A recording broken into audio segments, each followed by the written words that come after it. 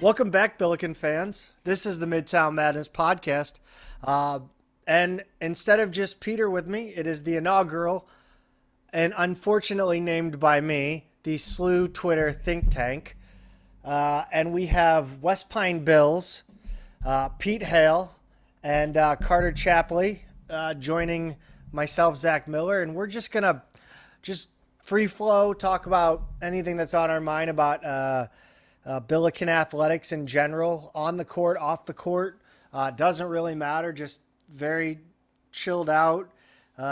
Just gonna go. But as always, this podcast is sponsored by Wheelhouse Bicycle Shop. It's located in Creve Couer. Go see Nathan Levanthal. He'll hook you up. He's the best in the business. All right. Hey, West Pine. You actually texted, I think, the group chat and said you had something that you really were excited to talk about. Or not excited, but really wanted to get down and kind of get to the bottom of. Oh man, that's a long days of work before. I'll go ahead and drop it in. I believe it involved the attendance and kind Oh of yeah, just general interest in the program. yeah. So you know, when we were talking about doing this thing, and you put together this pretty extensive doc of all these things we wanted to talk about, one of the first things that came to my mind is, and it gets talked about on the message board sometimes, but maybe a little bit here and there on Twitter. But I'm just kind of curious as an out of towner how everyone kind of perceives attendance. I know this year it was obviously deflated due to stadium protocols and being on either side of the fence. We don't need to get into that because that's been rehashed plenty of times. But historically, my observation has been that we're not a fan base that travels all that well. And I'm just kind of curious, your guys, on do you feel that that's a wrong observation? What can we do to change that a bit? I know both members of West Penn Bills. There's only one of us here today, but we're both pretty excited that Loyola is joining the A10, which is right down the road for both of us. But just kind of curious where you guys see that part of the program at for men's basketball. I'm going to throw this over to Chapley first because I think he brings an interesting perspective. But I tend to be pretty positive about attendance. And I forgot where I was going to go with that. Carter, go ahead. I think SLU at its best is one of the best in the conference and competes with a lot of teams that are in other equivalent conferences that like to think they're bigger and better. Are they a Big East number where they sell out like Marquette, who I kind of measure as the same, as a school you kind of see yourself equal to in terms of like maybe not quite spending, but what you could be as a private Catholic school in the middle of a major city. No, like that's a team that sells out Pfizer Forum for a game against Bowie State on the first night of the year. Like I get that this year was a big year for them with Shaka Smart, but like, so I mean, it's definitely good. I think the thing is with SLU athletics is especially for anything. I think we saw it with soccer. I think we see it with basketball. Is if this team, if they win, attendance goes way up. And I think we see it on SLU Twitter a lot. There is a hesitancy about like the ceiling of the program. I think we see it a lot with people being like, well, Travis has never won a road game against a ranked conference opponent. And it's like, you're right, but like win 20 games every year. Like there's a starting point to that. And so it's crossing that barrier to getting people into the building is the hardest part at this point, I think. I remembered my point, and that my point was specifically about traveling. And I think SLU fans, historically, I feel like when I've been on road trips to like SIU or, I mean, even Edwardsville, if that's a road trip, I feel like we do travel well and we do travel well for NCAA tournament games. We saw that in Columbus, not so well in San Jose, and not so well in Orlando. So I think it really does, and we can get into conference affiliation all day. We're happy to. This is why we did this thing, is to talk about those topics that could use the extra time. But I think when it's close, SLU fans do actually travel well. Pete, Yeah, it. Sorry to cut you off. I just I didn't want to start this off on a super negative point. I don't mean to come at this point like it's a, horrible thing. Just want a perspective.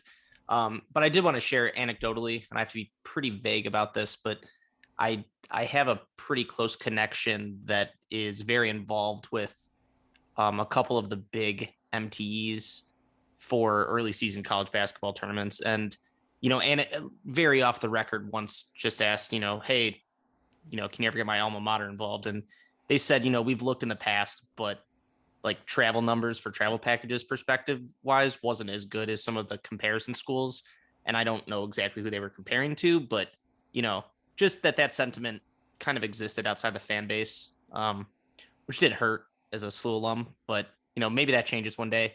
I don't know. I'm hoping that people, in the last 5-10 years can really get involved in this program because, sometimes when you make it to shape it, it is a little bit of an older crowd. So obviously you need the younger alumni to get a little bit more engaged.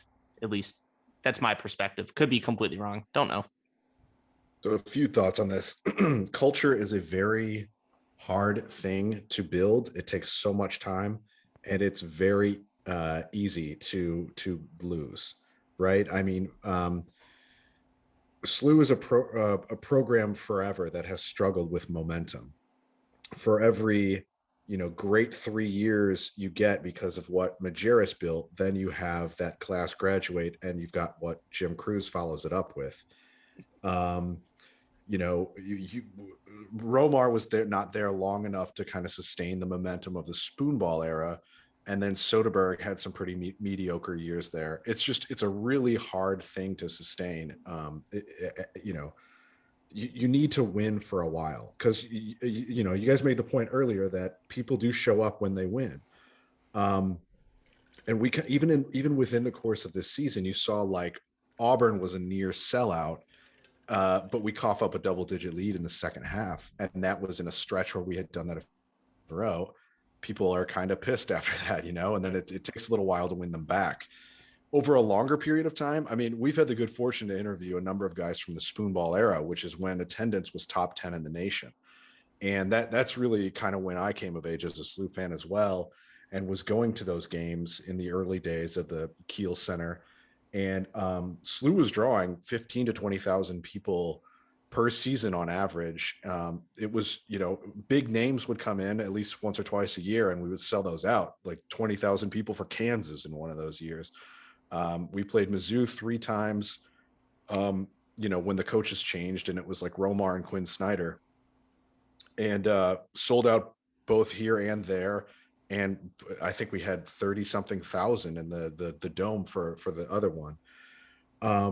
So point being, it's possible. Now that era also ended with an era of St. Louis sports that was really strong, because all of a sudden the Rams got really good. The Cardinals were coming off of like the McGuire home run, race. The Blues were winning President's trophies as the best regular season team in the NHL. Of course, they always crapped out in the second round of the playoffs.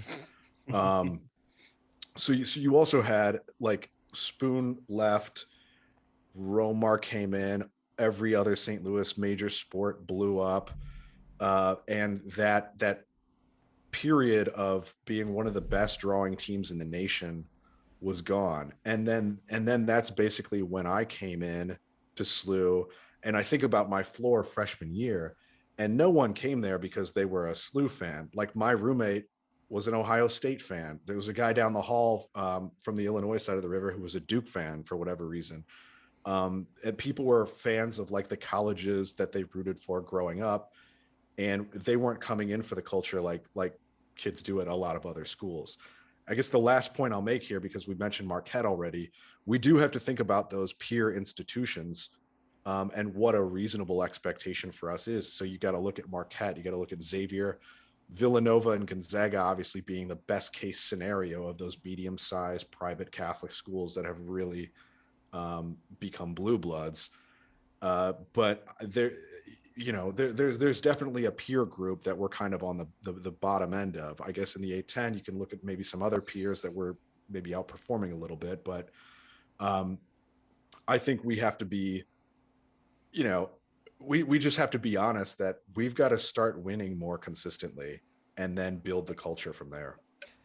Yeah, this is a pro town, and like Peter said, they blew up. Like all those sports teams blew up in that late '90s. But if I mean early '90s was brutal in St. Louis, if I recall correctly, Pete. Like or maybe late '80s.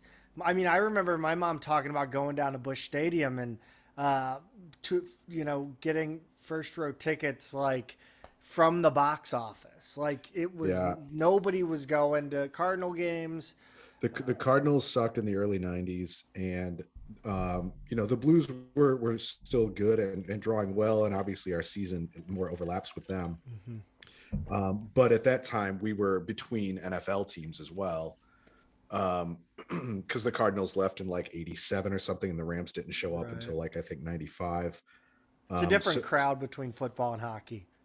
it is, and I mean, like none of these are a perfect comparison, and it's not Yeah. that people are making the decision to go to just one sport or something like that. But there is certainly some level of competition for dollars and interest and everything like that. Yeah. And the beginning of the spoonball era happened to coincide with kind of a down period for a couple of those things. Without a football team, with a crappy baseball team.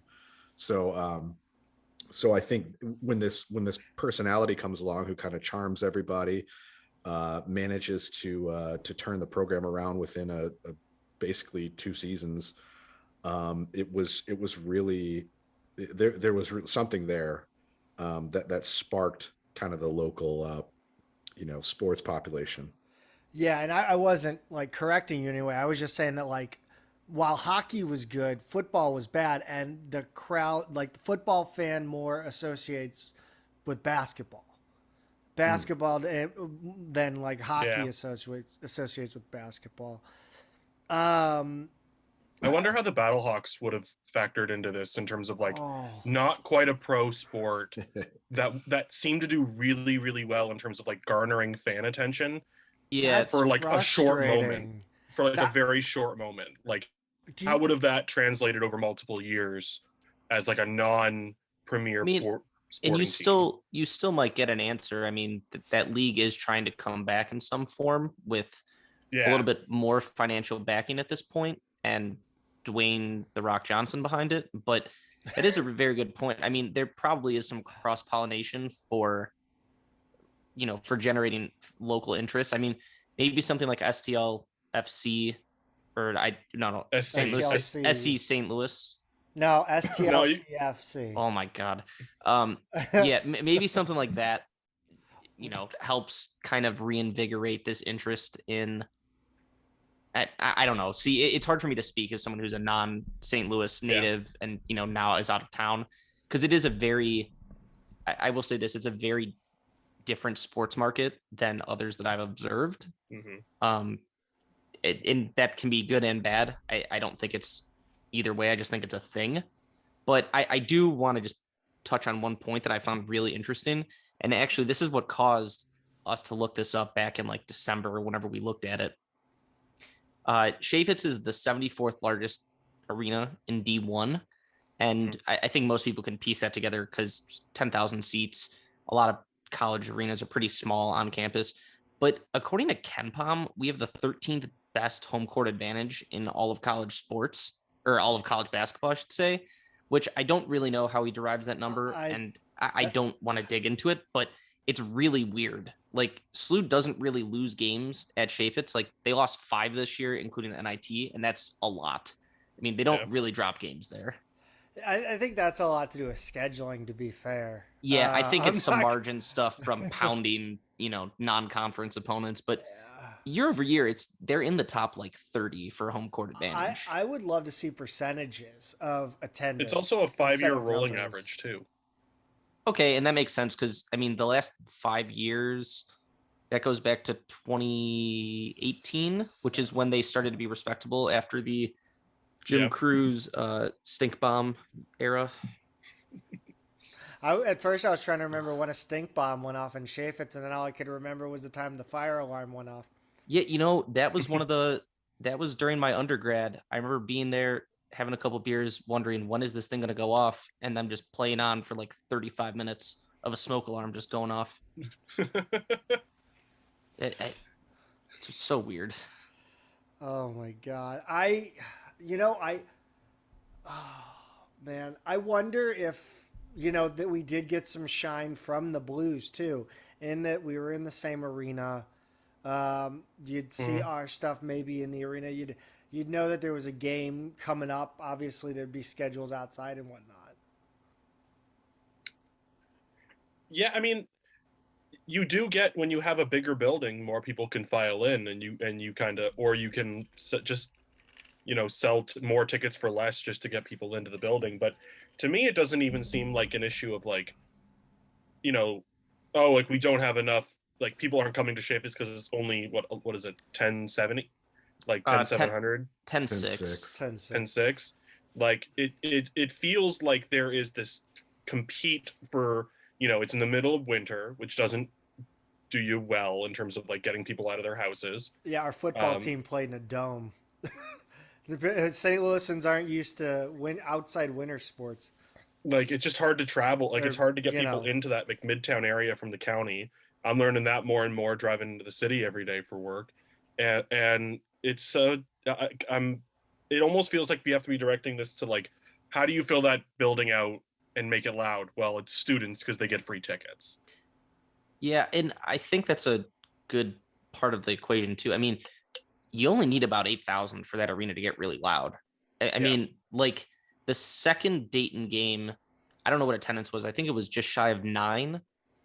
It was loud in there, despite what people on Twitter Yeah. will tell you who oh yeah. said it was quiet on TV. But it Well, was a maybe they pretty should have been loud at the environment. game. Well, no, but I mean, Dayton fans were also saying it was quiet, but Uh, there's a Napoleon complex there, so yeah, um, that's one of those, like, I always see people comparing our fan base to their fan base and their attendance to our attendance. It's as much as we're the same damn school. It's apples to oranges.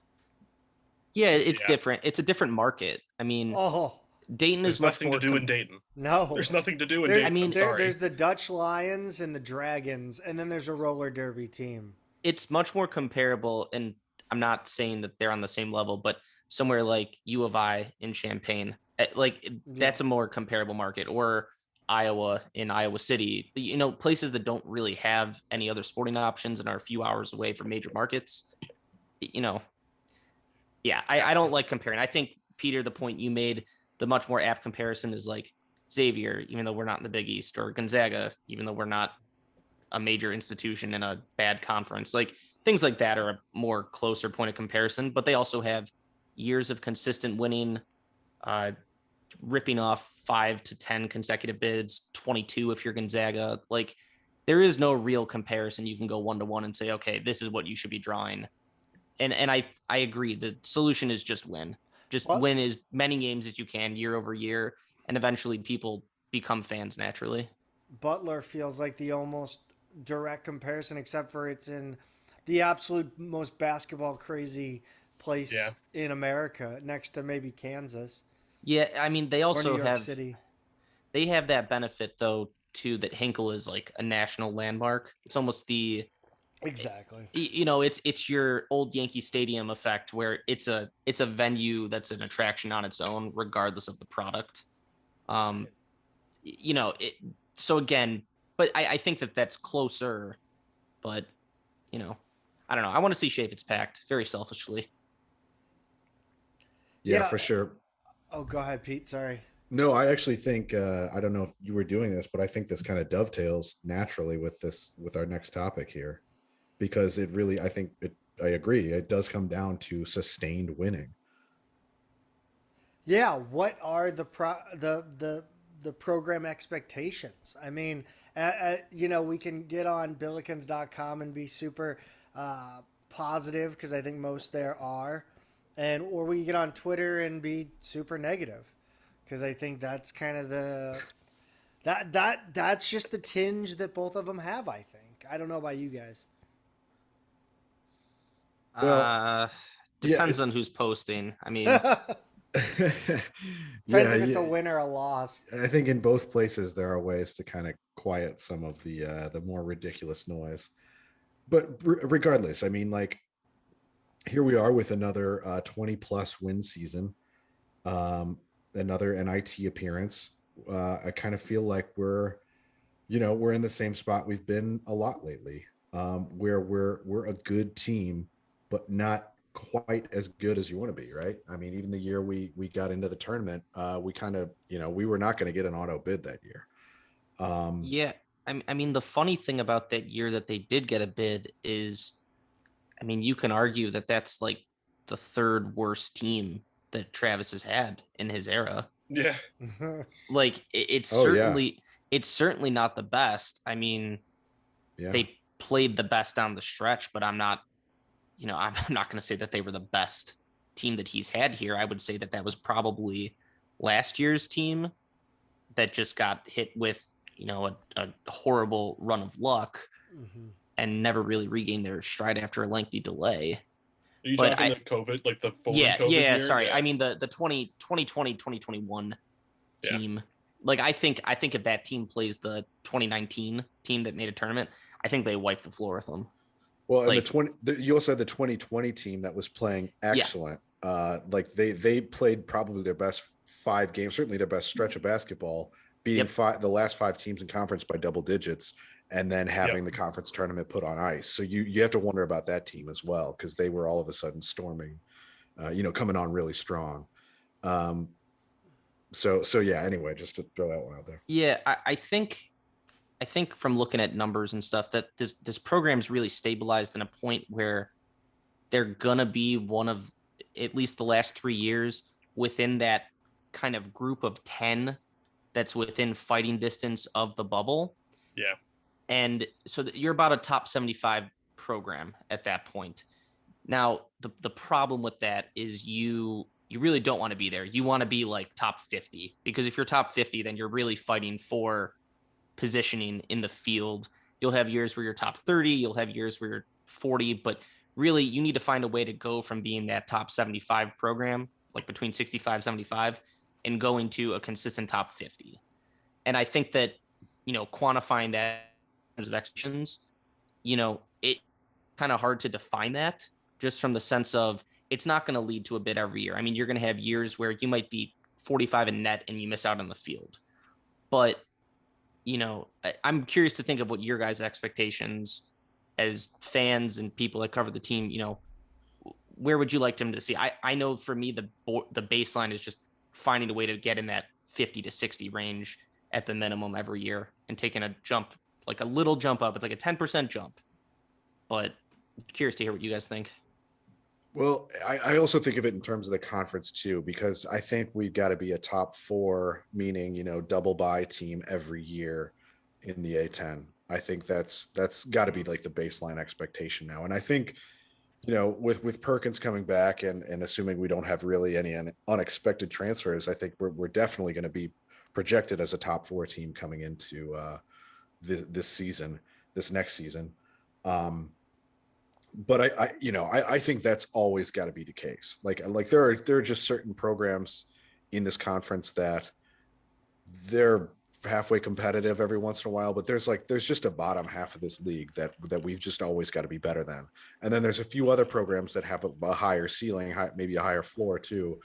But I just think, along with like Dayton, VCU, and then rotate your sort of Richmond, Bonaventure, a couple others, we've just got to be a top 4 program in the league. And I think that probably lines up with that 50-ish mark like you're talking about as well. Because most years the A10 is kind of a 2, 3, 4 bid league. So anyway, if we're kind of looking in terms of the conference, I think that's absolutely got to be the case. I think you're absolutely right about that right now. Like when you look at the league and you go like, yeah, like as currently constructed, it needs to be top 4. I think my like dream for the Atlantic 10 is that like you can be a 7 seed and still be competitive, like be really competitive. Like Marquette was a at-large team as a 7 in the Big East. Like, are we ever going to be the Big East? No, but like you kind of hope that you get to the point where the league starts bringing in guys. I mean, like Frank Martin gets hired at UMass. Hopefully that turns that program from from like a pillow fight or something to, competitive. So you don't have anything like, you don't have any like real landmines along the conference schedule at all. You know, like that's how this league got to be what was it, a 6-big league? Like every team was Yeah. competitive. At this very moment though, like 100%. Like if you're not top 4, something has gone critically wrong. And I would put the last 2 years, even though they made the top 4 in 2020, funny enough, as part of that equation. I mean, like you can't lose your conference player of the year against like what is it called, Rockhurst, Yeah. and expect to have the same year. You can't lose 33 days to COVID and expect to have the same year. And then yet you still win. You know, this is the first coach who's had 3 20-win seasons in a row, as I'm going to call it, ever. Like ever. Like the ascension is very clear in terms of what the program is building towards, and it's, you know, home NIT game every year minimum. Like at your worst season, home NIT game. That's how I see it. Yeah, I definitely agree with most of that. One thing that I love to reference, just for context of the league as a whole. So a couple years ago, Three Man Weave did this great breakdown that required a ton of work, where they went through the Department of Education has to publish like athletic department spending as because they receive grant money. It's a pretty open process, but what they did is they broke down every program in the country, what they spend on men's basketball. And very interestingly enough, SLU and Dayton are the 2 biggest spenders in the A10. There's about $1.5 million between them and St. Joe's, who's third. And SLU spends about $6,000 less than Dayton. So by all intents and purposes, they're even. And I think just looking at it from a return on investment perspective, what you said is spot on, Carter. Like an NIT home game at this point, and with where Travis has stabilized the program to, barring something completely catastrophic, which basically happened last year with Javante tearing his ACL and having other knee damage associated with it, you know, that's your bare minimum expectation at this point. I mean, you can measure it in a bunch of different ways with, you know, recruiting that you need to get certain guys in. But I think that the expectation, at least with this thing, the way it's rolling now, is everyone needs to have at least probably bare minimum 1 NCAA tournament appearance in their time at SLU if they're here 4 years. Yeah, but it really probably should be 2 Yeah. based on the way this program is spending at a top 75 level. Yeah. Yeah. But, you know, that's not going to happen overnight. And it certainly hasn't in Travis's era. I mean, the first year was really hard here. They won less games than the last year, Jim Cruz. Year 2 showed a lot of improvement. I'm pretty confident that they're going to get back there next season, but obviously there's a lot of stuff that has to shake out before that point. But this program, with the amount of money that they're putting into basketball, into facilities, I mean, they have to start ripping off bids. I think it's plain and simple.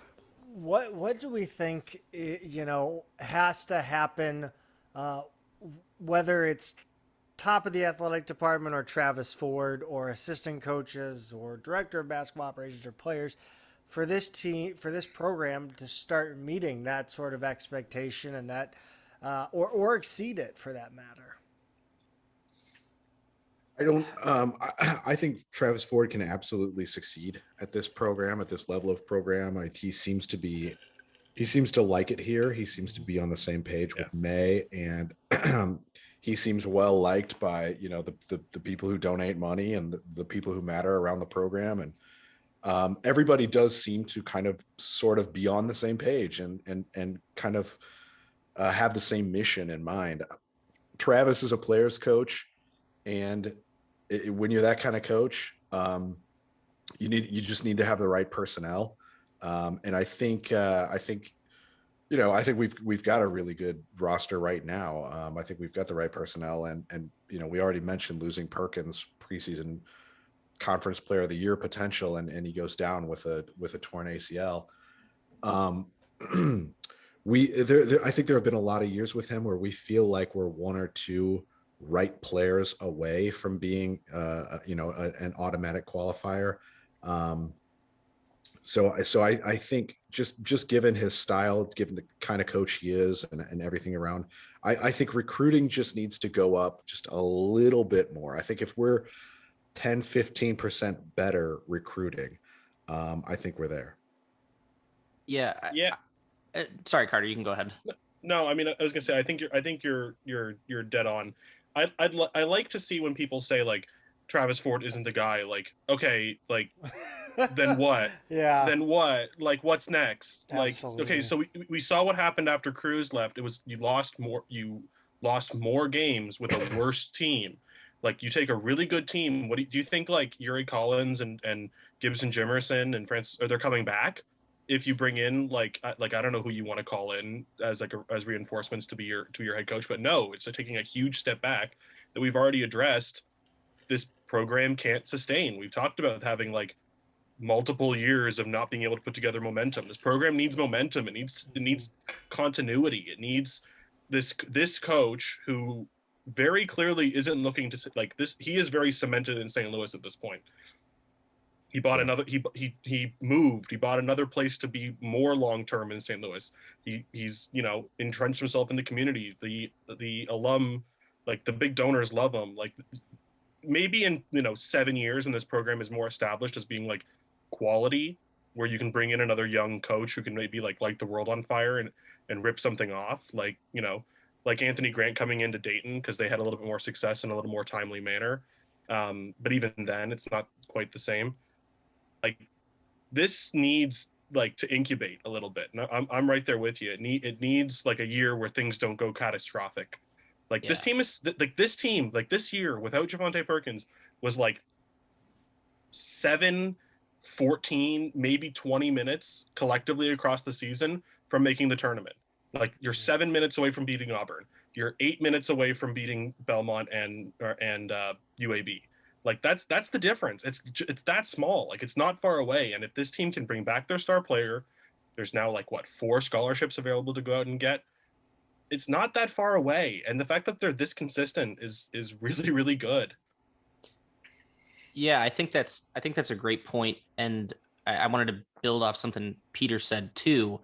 Like, so we've had this before that, like, I'll set the stage. One, at West Pine Bills, both of us, myself and Danny, like, we are both Travis Ford guys. We have people come in our mentions all the time saying, fire Ford, do this. Sorry, you're not going to get agreement from us on that standpoint. Like, we're not there. That being said, like, we have said that there might be a critical mass point, even though we don't think Ford is a bad in-game coach, but there is a point where you have so much talent that it doesn't matter if you are a good coach or you're not a good coach, because you have enough talent that can win. I agree with Pete that we're like every year where we're 1 player away, 2 players away, whatever it is, we're really close to that point where, like, you know what, this last year, if you have Javonte, I don't know, people hate hearing this, I'm not going to say you win the Auburn and Belmont and UAB game. You don't lose all 3 of those. No. Like, this team was almost at that point, but unfortunately there were guys that were asked to do a little bit more than they were ready to do. The silver lining to that is that next season, like, everything that Gibson had to go through this year being the focal point of defenses, that is, I cannot put into proper context how valuable that is for him this year. When he's not going to be guarded by someone who is a team's best defender. I mean, maybe a non-con, but like, because who knows when Javonte is going to be 100%. But like, at some point, Gibson will not be who defense is key in on. It's just like that 2010, 2011 team that had to go without Willie and Kwame. That team grew up fast, and you saw it. Like, sure, we probably are better in the long run, but that short term, like, we might have been able to build something more. We could go on and on about how much that affected Rick Majerus' health going into the 11 and 12 season. But you have Javonte Perkins, Sincere Parker, and Gibson Jimerson now who can all score at 3 levels. Yep. Yeah. And granted, there might be some growing pains this non-con. I mean, they have a tough schedule lined up. Yep. Javonte won't be 100% until he might go the whole season, not be 100%. There is an adjustment period for JUCO players like Sincere Parker. I mean, we saw Javonte's freshman year, or I guess sophomore year, Junior, whatever it is technically. Yeah. But like when this comes together, it is going to be something that we have not seen at SLU in a while, maybe ever. I mean, I don't know if we've ever had three true 3-level scorers on a team the way that these three can. I'm not saying they will, can. Yeah, and I think I think that's all right. I think the question comes down to, because Ford makes a lot of personnel decisions, who's getting minutes and stuff like that, a lot based on defense, and that's not a trio who's going to be known for defense exactly. So it is going to be really interesting to watch.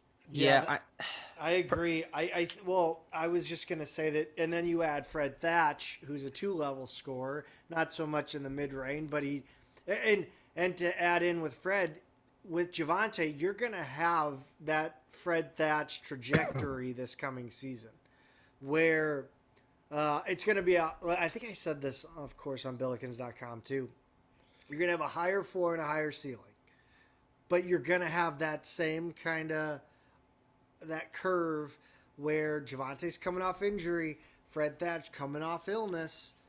It's going to be the same thing. So you got to be patient, and he can be that closer, but he may not be that full game guy. Yeah, and I think something to keep in mind, just because we're recording this on March 30th, who knows?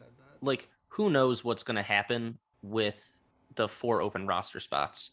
Yeah, I mean, I agree that defensively there are a lot of questions at this moment. I'm hoping that at least a couple of the guys that are brought in are above average defenders, just because that's something that's going to be needed, to say the least. But I mean, sitting here, I think they're going to play more zone next year. I think that's going to be a very stark change that they're going to make. Go on about that, because that I did like. What leads you to that conclusion? I'm curious. Personnel. Personnel. I mean, projecting more minutes for guys that are, I'll put this lightly, at best average defenders. Like Gibson's a great example. Gibson gives a lot of effort on defense, but I don't want Gibson going one-on-one against a lot of the 2s and 3s in this league defensively. Does that make sense where I'm getting? Yeah. And you'll have more like that. Like Yuri's a first team all conference defender. Francis is slightly above average. I think he's a notch below what Hassan was. But, aside from that in the lineup, like Fred's a good defender when he's not defending like 4s all the time. Fred is a much better perimeter defender. He held his own against someone like Josh Aduro in that overtime stretch when he basically bullied him. But I don't want Fred for like defending 2.5 minutes. Yeah, I don't want Fred defending big men for 32 minutes a game. He's not your 4. Yeah, correct. And that's when he was starting, that's the role he was taking. And while the team was more successful, I believe the last time I checked, they allowed like 4 or 5 more points per game with Fred in the starting lineup, which is a trade-off you're going to make when he was making so much happen offensively. But I think that they're going to have to switch things up a little bit defensively next year, just because they don't really play a pack line man, but like I would love to see them not play that after that UNI game. Yeah, that's the thing. I mean, they were a top 75 team defensively, but there were a lot of games that strategy just didn't work. Particularly against teams that were very adept from the perimeter, even though their perimeter defense was good for most of the year. So I don't know. I want to see him mix something up, because the man at the end of the year was not good. And it's just going to come down to they'd say a lot after games, like their biggest adjustment at halftime was not letting Gibson be caught on an island. Was to send the help that he needed. And it's like Gibson played more minutes than anybody this year, but that's when he's your number 1 scorer and he needs to be out there and he's playing adequate defense. And he like you said, he shows a lot of effort, he shows a lot of hustle, but he's not, locking anybody down. He's just being a guy out there. And so now when you add in I think it'll be very rare actually to see like all 3 Gibson, Parker, and Javante on the floor together. I don't know how they're going to make that work, especially knowing that I know that they want a 4. They want a legitimate 4 out there. They feel like they need that.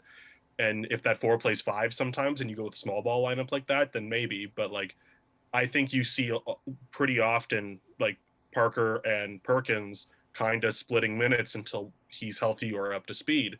And so but let's say if you do go with that 3-man across the middle lineup, like you kind of saw this year with Nesbitt, who was a pretty good, high energy defender. Like that's your probably biggest loss if he ends up, not coming back to SLU.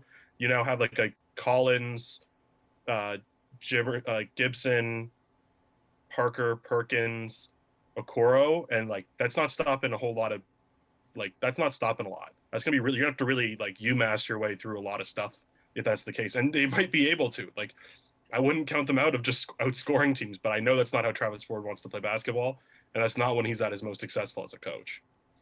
Yeah, and I do just want to note, like, it's kind of hard to tell what Sincere Parker is defensively, just because you have no idea. Like Moberly, I watch most of their games on YouTube, which if you haven't, check them out. It's really fun. His team played no defense. And I mean, it's just kind of the style that they played. But like truly, like there are some possessions that he shows very good instincts, that he shows quick reflexes, that he'll play a little bit of help defense, but he's done no favors by just the complete lack of team defense that his team played. So he could be better defensively than we sit here and think right now. I mean, you never know. That's the beauty of getting off-season workouts. There are guys that show improvement all the time. But, I agree that there might be some times that they have to UMass it a little bit next year. They might, like, a great comparison would be like what Richmond was defensively this year. Like, I think they were like 100th in defense. Not bad by any means, but certainly not great. Not what we've been used to, like the 3 years that preceded this year. Mm-hmm. I want to take this off the court because I did promise the listeners some off the court stuff. The facilities. There's clearly been a concerted fundraising effort. I mean, it's pretty much common knowledge that Chris May excels at fundraising and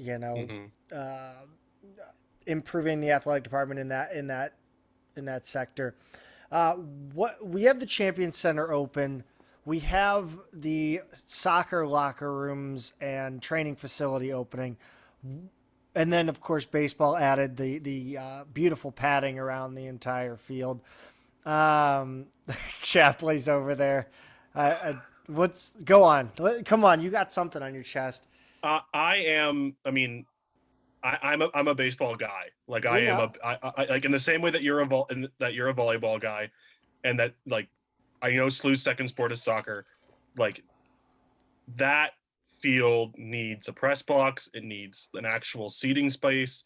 It needs, if you're going to have a turf infield, you need a turf outfield so you can work out all winter.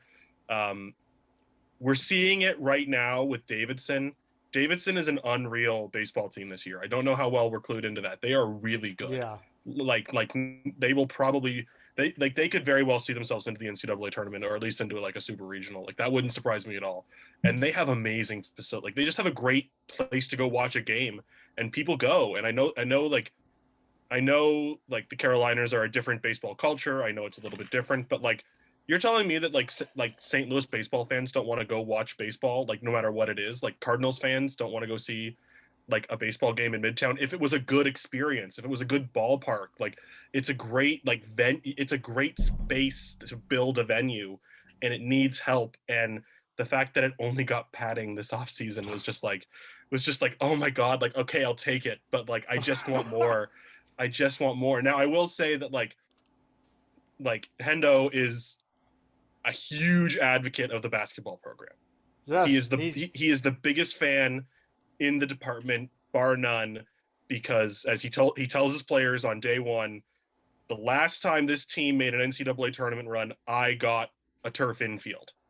When the basketball team succeeds, the academic department, like the whole institution succeeds. Excuse me, the athletic department succeeds. So he's very much on board. But like, I just want to see, like, that's such a great little spot to go watch a ball game, and it just needs a little bit of vision. Yeah, the comparison that I've made 100 times that is super easy. It's not that much money relatively, but just do what UIC in Chicago did with theirs. They had a nice turf field. now Curtis Granderson is an alum. He donated them like $2 million. They built a press box. They built actual seating. It didn't go any further than the third base line, but it's Curtis Granderson Field. They moved the bullpens to the outfield. I had the pleasure of playing on it like 5 or 6 times when I was in high school, but they just took a nice field and they made a little stadium out of it. I don't even think they charge to go to games, but they're able to rent it out to high schools and things like that. Like you can turn it into a thing that makes a little bit of money too, but it's really not that hard. And I think it was like $2 million, which in the grand scheme of things is nothing. I mean, you could raise that money in like a month, if that. I mean, it really wouldn't be that difficult. It's not. It's like one NCAA year. Like if you make the tournament, like you said, where they got a turf infield last time.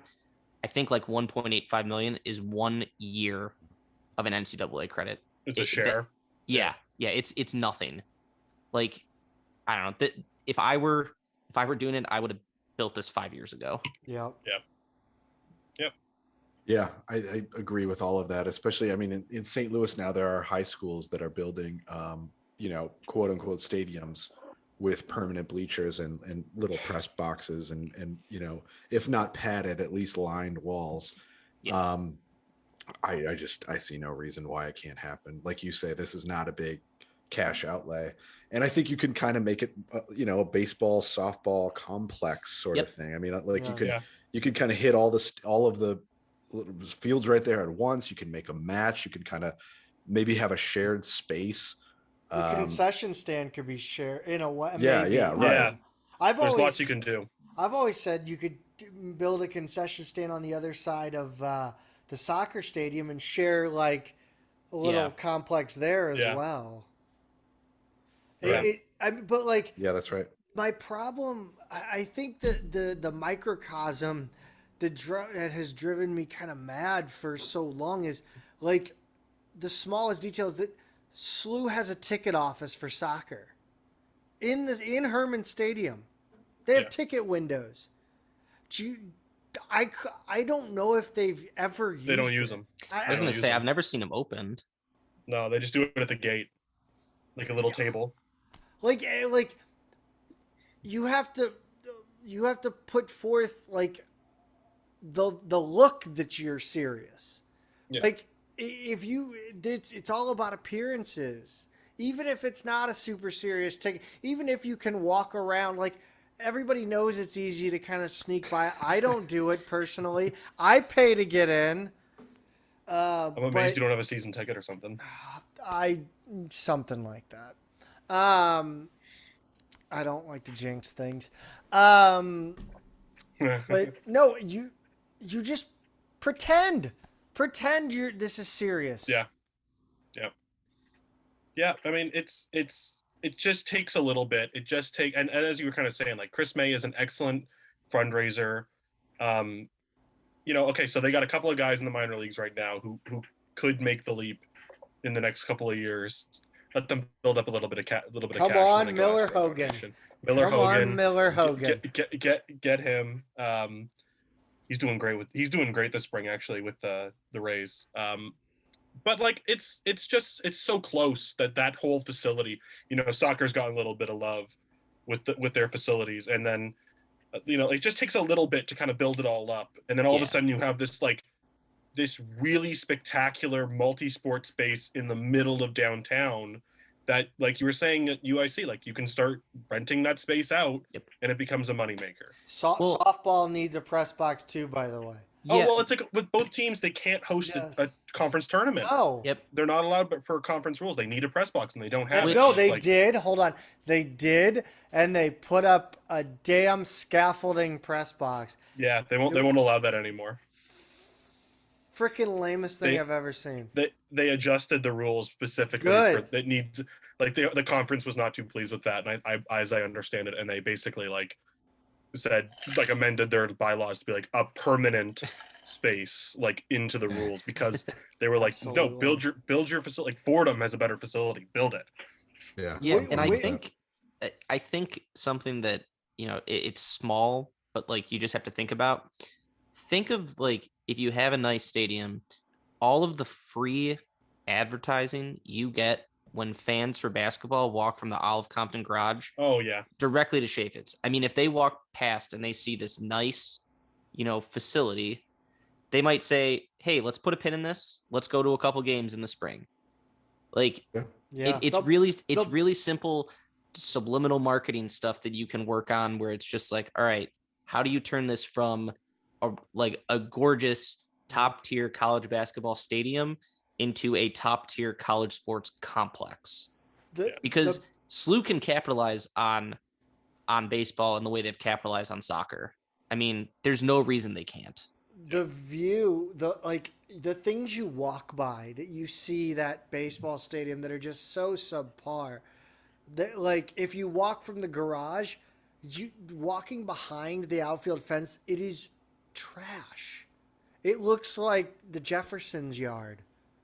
Like, it's like I don't know. Like, there's a big tire, and I know, or there used to be, like, the tire flipping. Like, why is it back there? Why can't we cover that up? Why can't we do a garage or something? Like, I don't know. Maybe that's over. But it really is like in all of these, what I'm hearing and what I'm agreeing with and what I think is like a little goes a long way. Like Yep. these are not, a stadium now or an arena now, I should say, a basketball arena. It's going to be hard to build one of those under 9 figures. Like just the way costs have gone up. Chaffetz cost what was that, 75, 70, somewhere in the 70. Something like that. And that was, it's a little bit bigger than Cintas Center in Cincinnati, which cost, a decade earlier, something like 40 million. So naturally, these costs have gone up a lot. So I guess what I'm saying is like, we're not asking for a 9-figure arena. I think there's a way to really make that a true class sports complex, without a major capital campaign. It doesn't have to be big. It just like what, maybe 500, 1,000 seats, maybe. Yeah, because I mean, Yeah.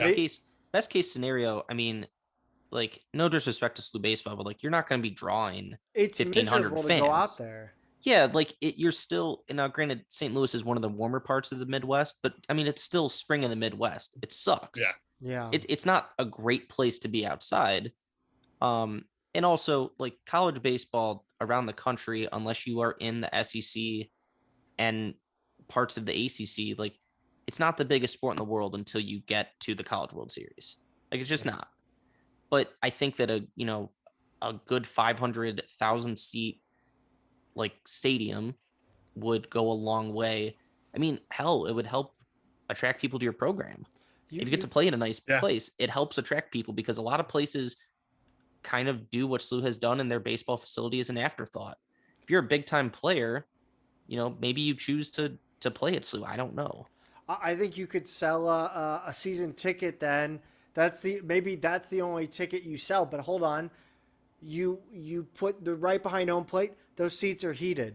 I don't know. Put heat, like I don't know. Come up with a way to heat it. Like that way, maybe you buy it. I don't know.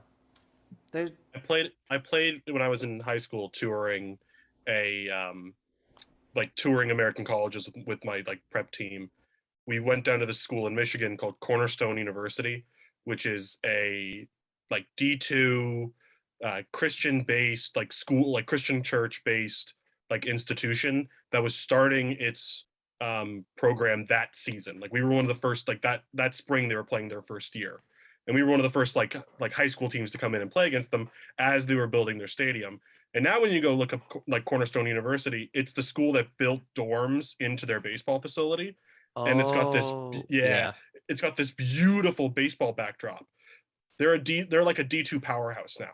They just get dudes who aren't affiliated to the school. They're not affiliated to the church. They just love coming to play at like what is essentially like a D1 park on significantly like they get basically the pick of the litter at that level.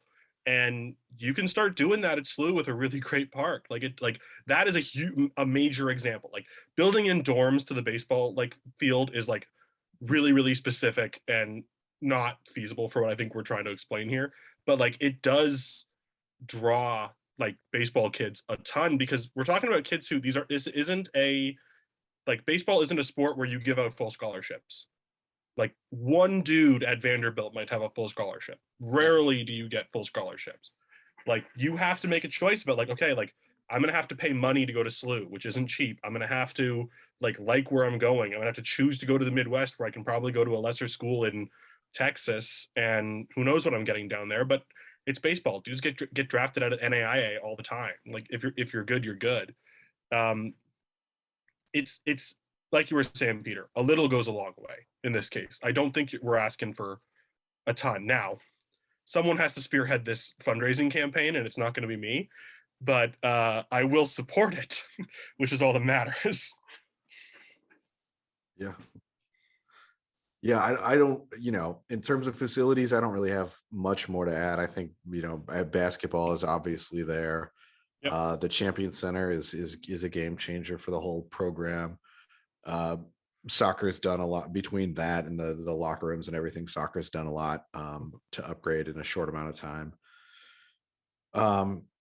So I'd like to see field hockey get back on campus. I'd like to see field hockey get back, and I'd like them to And, do a little bit more with track if they're committing to that program as well. So is the track the track that they use, is that over near the med campus? It is. Yeah. Okay. I remember driving past the last time I was in town, but admittedly I've never really checked out anything with track at SLU, so didn't know exactly. There's not much to it. Field hockey is an interesting case because I'd love to see it get back on campus, and I'd also like to see him just win a couple games here and there. That's probably been the least successful program we've had. Yeah, it's also the least paid attention to. I get back for that one. Yeah. Yeah, I mean, like they had a better year this year, as I understand it, and I mean that came with a coaching change. Yeah, and I think getting them on campus would go a long way into getting them some more attention, just from like the student body or from the administration. Like it's very easy to be kind of like out of sight, out of mind, I'd imagine. Yeah, I don't even know how much space you need for a field hockey field. It's a little bit more than what's available right behind the softball field. Yeah. Because I was gonna say that like that's kind of just dead space, and like I know people who are still at SLU, like they go and like play catch there, go throw a frisbee around. Play ultimate, bro. Yeah, it's just kind of a wasted space. Yeah, I wonder if you like. It would be an absolute nightmare, I'm sure. But to maybe if we were, because we, to connect this back to baseball and softball, could you move that softball field back so that it's a more conjoined area for baseball, softball, and then you have maybe a little bit extra space? I have no idea, really. No idea. But yeah, the field hockey got better this year. And that has like historically happened every coaching change. I think bringing it back on campus would at least do well to bring in local players that are. It would raise the local recruiting level, I think, because then you're not like it's quite obvious, to the locals that's a shitty drive to play from Maryland Heights to SLU. Yeah, it definitely is. I mean, but I think I don't think it's just local. I mean, I think if you come here for a visit, it's pretty easy to recognize, for anybody.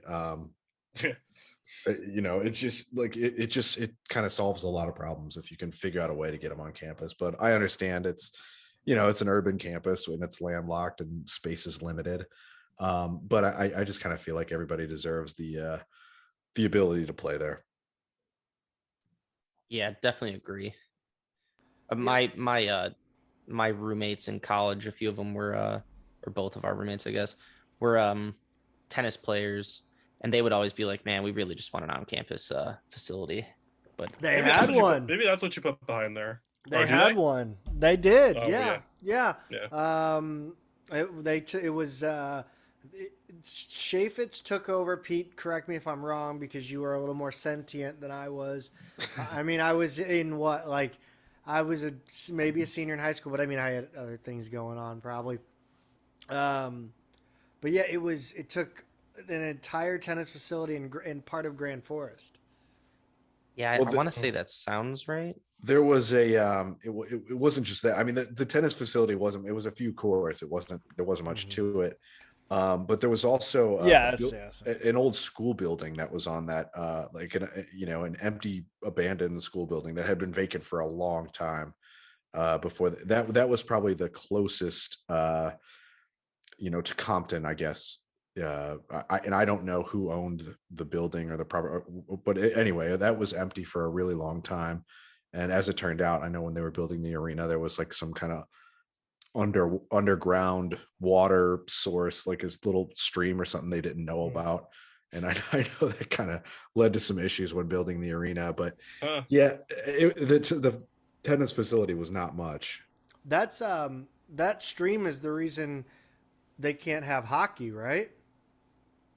I had heard that. I'm not. Yeah. That I mean, kind of they sounds still like get an like urban Disney legend. on Ice. Yeah. Well, no, they so for Disney on Ice, they actually bring in like an outdoor like an at home rink. Like literally, like they build So, it. Yeah, from it's not you're good. scratch. saying they can't go deep enough to add like a permanent? Refrigeration. Yeah. Interesting. Yeah. But Mullins Center Uh, can, which stunned me. I did not realize that UMass Yeah. like had a rink at Mullins Center. I thought that was nuts. Oh yeah. Yeah. Uh, I They're did not they're know that. good. They won a national No, no, championship. no. I would have figured that they had a bigger facility. Like Oh, that's gotcha. what I'm saying. Is like I Well, thought I don't don't they know what else is in play? Amherst, but Don't they play? I thought they played some games elsewhere that they only play like half of I them always feel like they play at at TD Mullins. Garden. Yeah, I was gonna say they play at TD Garden like 3 or 4 times a year, yeah. but Yeah. I don't know. Interesting. I guess a question for Zach and Carter. I know that they're supposed to break ground on the Champion Center this spring. Soon. I was gonna that it hasn't happened yet, right? I don't believe so. No, I don't think so. I think No. you'll know. Well, yeah, There'll be definitely. golden shovels and blue tape and ribbon. Whatever you want They to call seem it. to suggest that it will be completed and operational by the time basketball tips off in the fall. Oh, because the original release said commencement 2023. Yeah, I don't know enough about it to speak accurately. I just remember that being something they mentioned. Or maybe it was by the time the end of the basketball season. Like that, Yeah, that might be where that might be it. where I'm getting confused. But it's not. It's supposed to. I mean, like that would be. I don't know anything about construction. I know nothing about how long these things take.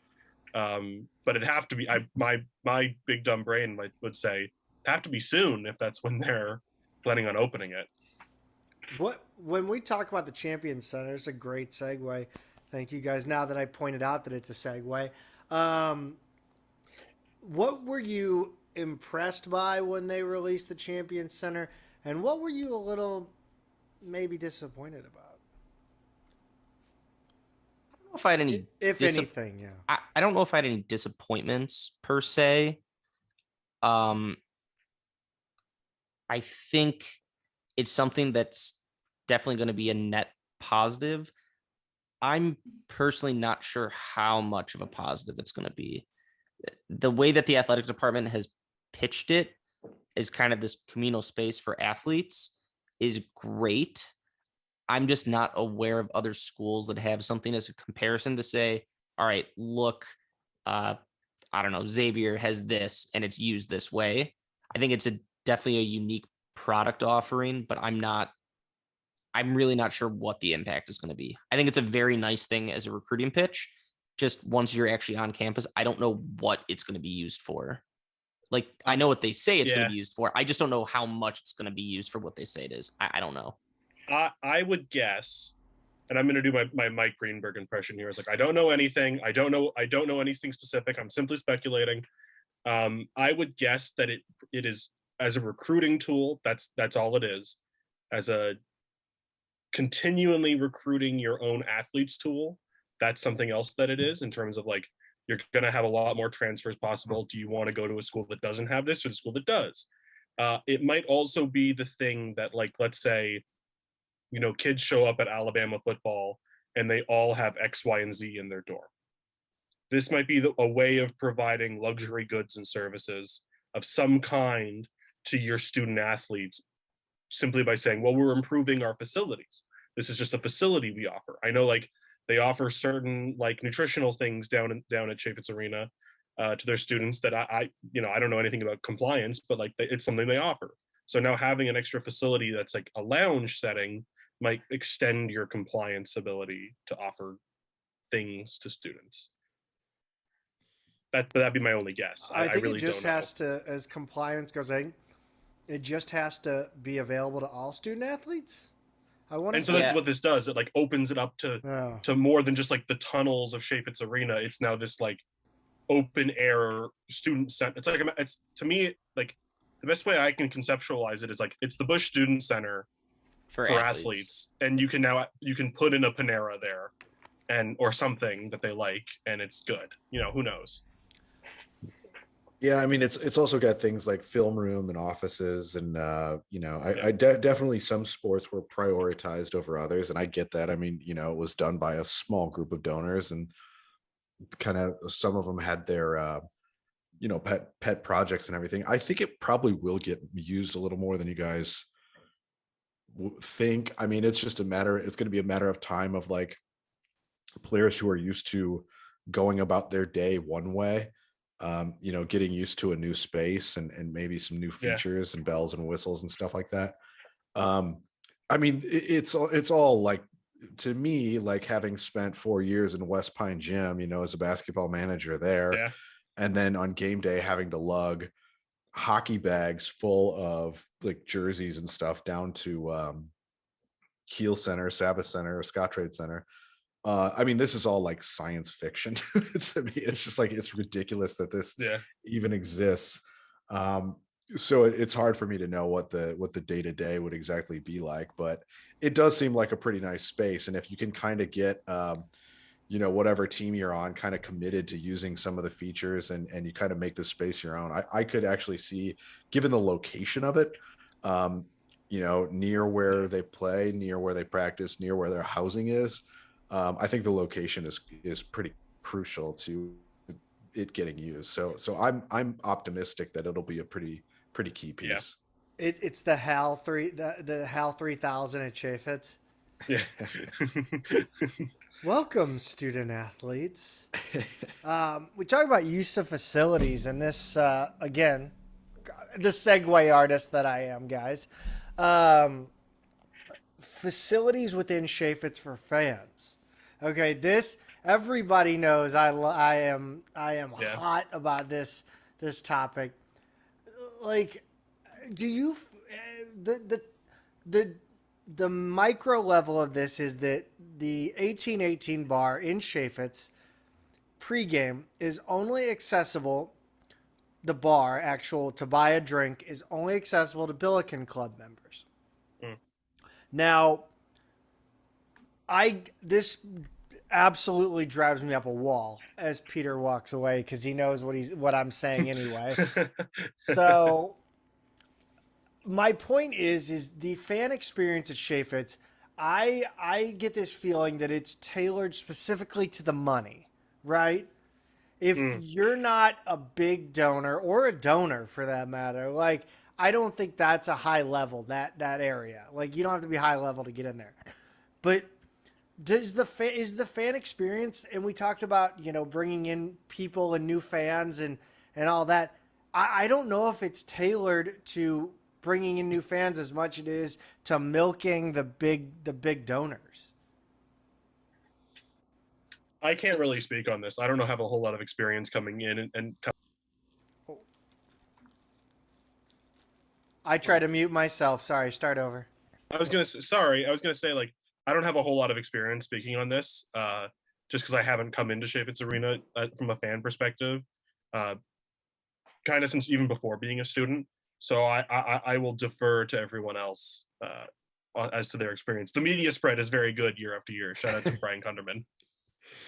Yeah, I mean, I only make it in for a couple games a year at this point, and I think Zach's point is valid. I think it's fair. I mean, to me, it's just very weird to have a place on the concourse that like not everybody can go to. It's like it's not, it's just open too. It's not even like an airport lounge that at least has a door that's like, sorry, this is for so and so.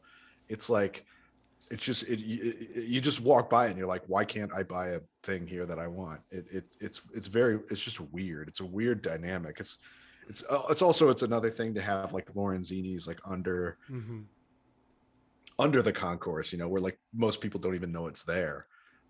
So I think that's my kind of biggest issue with that specific thing.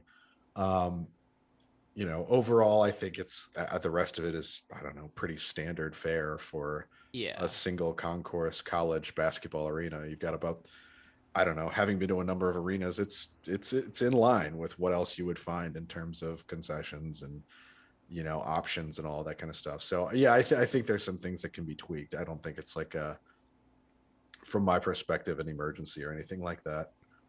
Yeah, I've been to, I think four or five different, like pretty similar stadiums. I mean, different ages, but like I don't think the game day experience at Chaffetz is any better or worse than any other college game I've been to this year, with the exception of like neutral site things.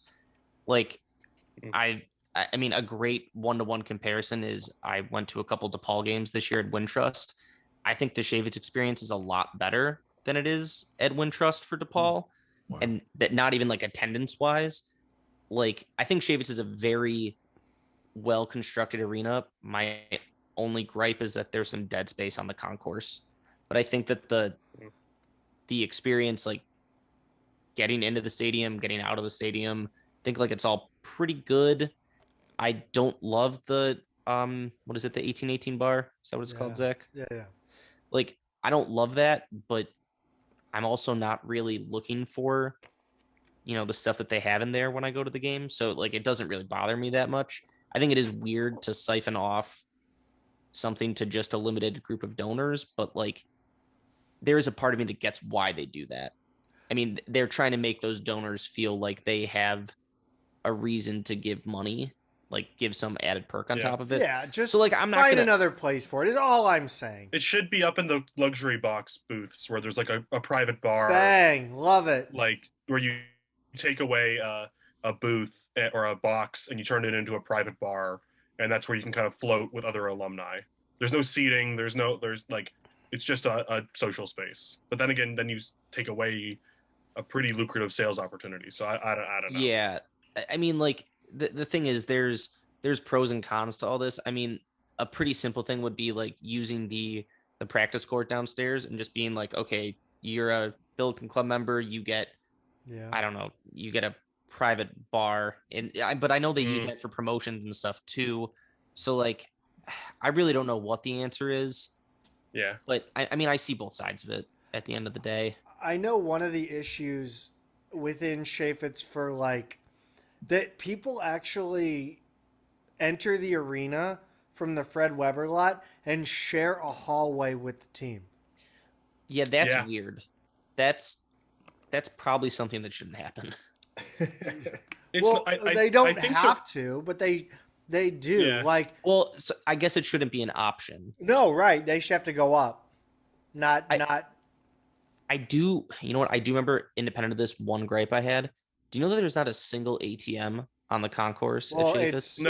It's cash only though, or no, it's credit. No, only it's now. card only. But if you want to buy 50-50 raffle tickets, it's cash only. So the last game I showed up, I was already like 5 beers in, and I'm like, wow, I really want to buy some 50-50 tickets because this. How many were you gonna buy? You were gonna buy a lot too. I was gonna buy probably $100 worth. That's an investment, homie. I mean, some days you have a feeling. I had a feeling, and then I was like, I can't find an ATM, and they don't have a square reader. You're like Worm and Mike McD, trying to find a cash game on Long Island. Oh, that's funny. Yeah. So anyway, that's my one suggestion. Please, either give, I don't know if it's the cheer team or the dance team, whichever one it is, give them a square card reader or put an ATM on the concourse. Please. You will make money from me whenever I'm in town. I guess my other last suggestion, and this is going to kind of be silly and laughed at, is that No. I would make everything cheaper at the concessions, Yeah. because my goal would be to get, like, sell it at cost. Like, I'm dead serious. My goal would be to get as many people as you can into the building, and hopefully you turn those people into larger scale donors down the road. But you, like, play this, like, throw as many shots at the net as you can, and one of them is going to float through, that, like, that somebody is going to, like, become a larger scale donor because they love going to Billiken games, because it's $3 beers. I would Now, like, say you have to be careful with that, because that's also like a security risk, Yeah. is to, like, selling super cheap beers. But, like, there is a way to, like, manage that. I would say just even like maybe $5, right? Like Yeah, a make it little super bit reason. a little bit above bar Yeah, price, but the Well, goal should like, the goal should be alcohol's so filling out that marked up. stadium. Yeah, that too. Like you can sell $5 Bud Lights and Oh, you're still pulling in like a 45% margin. I mean, you're not losing money there. And actually, this is just one small observation. I don't know if it was because of like COVID inventory and stuff, but both games I went to this year, they ran out of beer like 5 minutes before last call. sir, Wow. I did not have an Well issue then, getting beer at that Auburn game. Oh, but the stand by us ran out. Oh, buddy, I don't know. Whew. And Dayton ran out like I remember early. that. It I remember was hearing that from the press pro. I also Ugh. didn't have an issue at the Dayton game. Must be Uh, nice. Dude, okay, like the secrets of Chaffetz. I mean, I have two. Like, I don't even know if the bathrooms, the secret bathrooms available still. I don't find the bathrooms an issue there. Like No, not like anymore. Well, not because it's. I mean, well, think I mean, like when I the games started I went to, it was using it packed and it was was fine. when I was starting using it was like 11, 12, 12, 13. Like that was when it was needed. But no, the concession stand by Lorenzini's is my go-to. Like they always have everything except they don't have the tall boy cans of Michelob Ultra because I think they know that's what I would drink and So they don't want me to drink that. a question on Lorenzini. So I've never been down there. Can anyone go down there? No, not Okay. pregame. Postgame, I've learned that yes, you can. Okay. That Oh, makes so, sense. like, post game dinner spot, perhaps, or a lounge. Yeah, it Okay. absolutely like I've been down there. I obviously went down there for the Washington game, and that was cool. They even had food. I don't know if they do that normally, but they had appetizers down there, and I of course stuffed my face. Um, but yeah, it's a nice place to go at right after the game. Obviously, I hope Humphreys becomes the better place. New Humphreys, I guess. Pete, any Fieldhouse is fine. I I like Fieldhouse. Yeah. It's just so packed. I can't like. There's no like. Do I want to go to Diablito's, which is all the way down on the other end of campus, not even the other side of campus, the Yep. end of campus, to get my bar fix? Like, if I want to go sit at a bar or stand at a bar. Pete, I'm curious. What stood out to you? Like, you tend to go to. I mean, you've been to Cintas Center quite a bit. I think it's noted that your better half is a Xavier fan. What do you see, as far as Chaffetz Arena that stands out to you, good or bad? I think in terms of the seating area, the bowl, whatever you want to call it, there's not really a better place to watch a game. I think the sight lines are great. I love the video boards in the corners. That was a I stroke of genius. It is. I love the single tier. Excuse me. I love the single tier seating, that it's not separated into an upper and lower deck. Um, Everything they did inside that area is brilliant. The building from the outside, the concourse, those are standard, kind of boring, whatever. Um, One thing that I do notice, that if we're going to compare it to Cintas and maybe some of the other places I've been, there's not a lot in the way of, like, you walk around the concourse in SLU, and you might not even know, if you didn't know like where you were, you wouldn't even know what the key team is, or the program, or Mm. anything like that.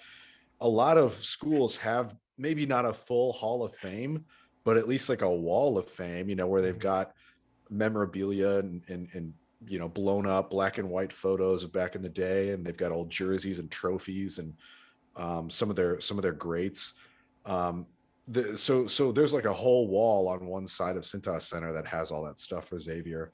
And I've seen it in a lot of other arenas that I've been to as well. So for SLU, I think that's like downstairs in the hallway. It's the hallway going to the it's the it's the hallway coming from the Fred Weber lot. If you don't go down, if you go off offices.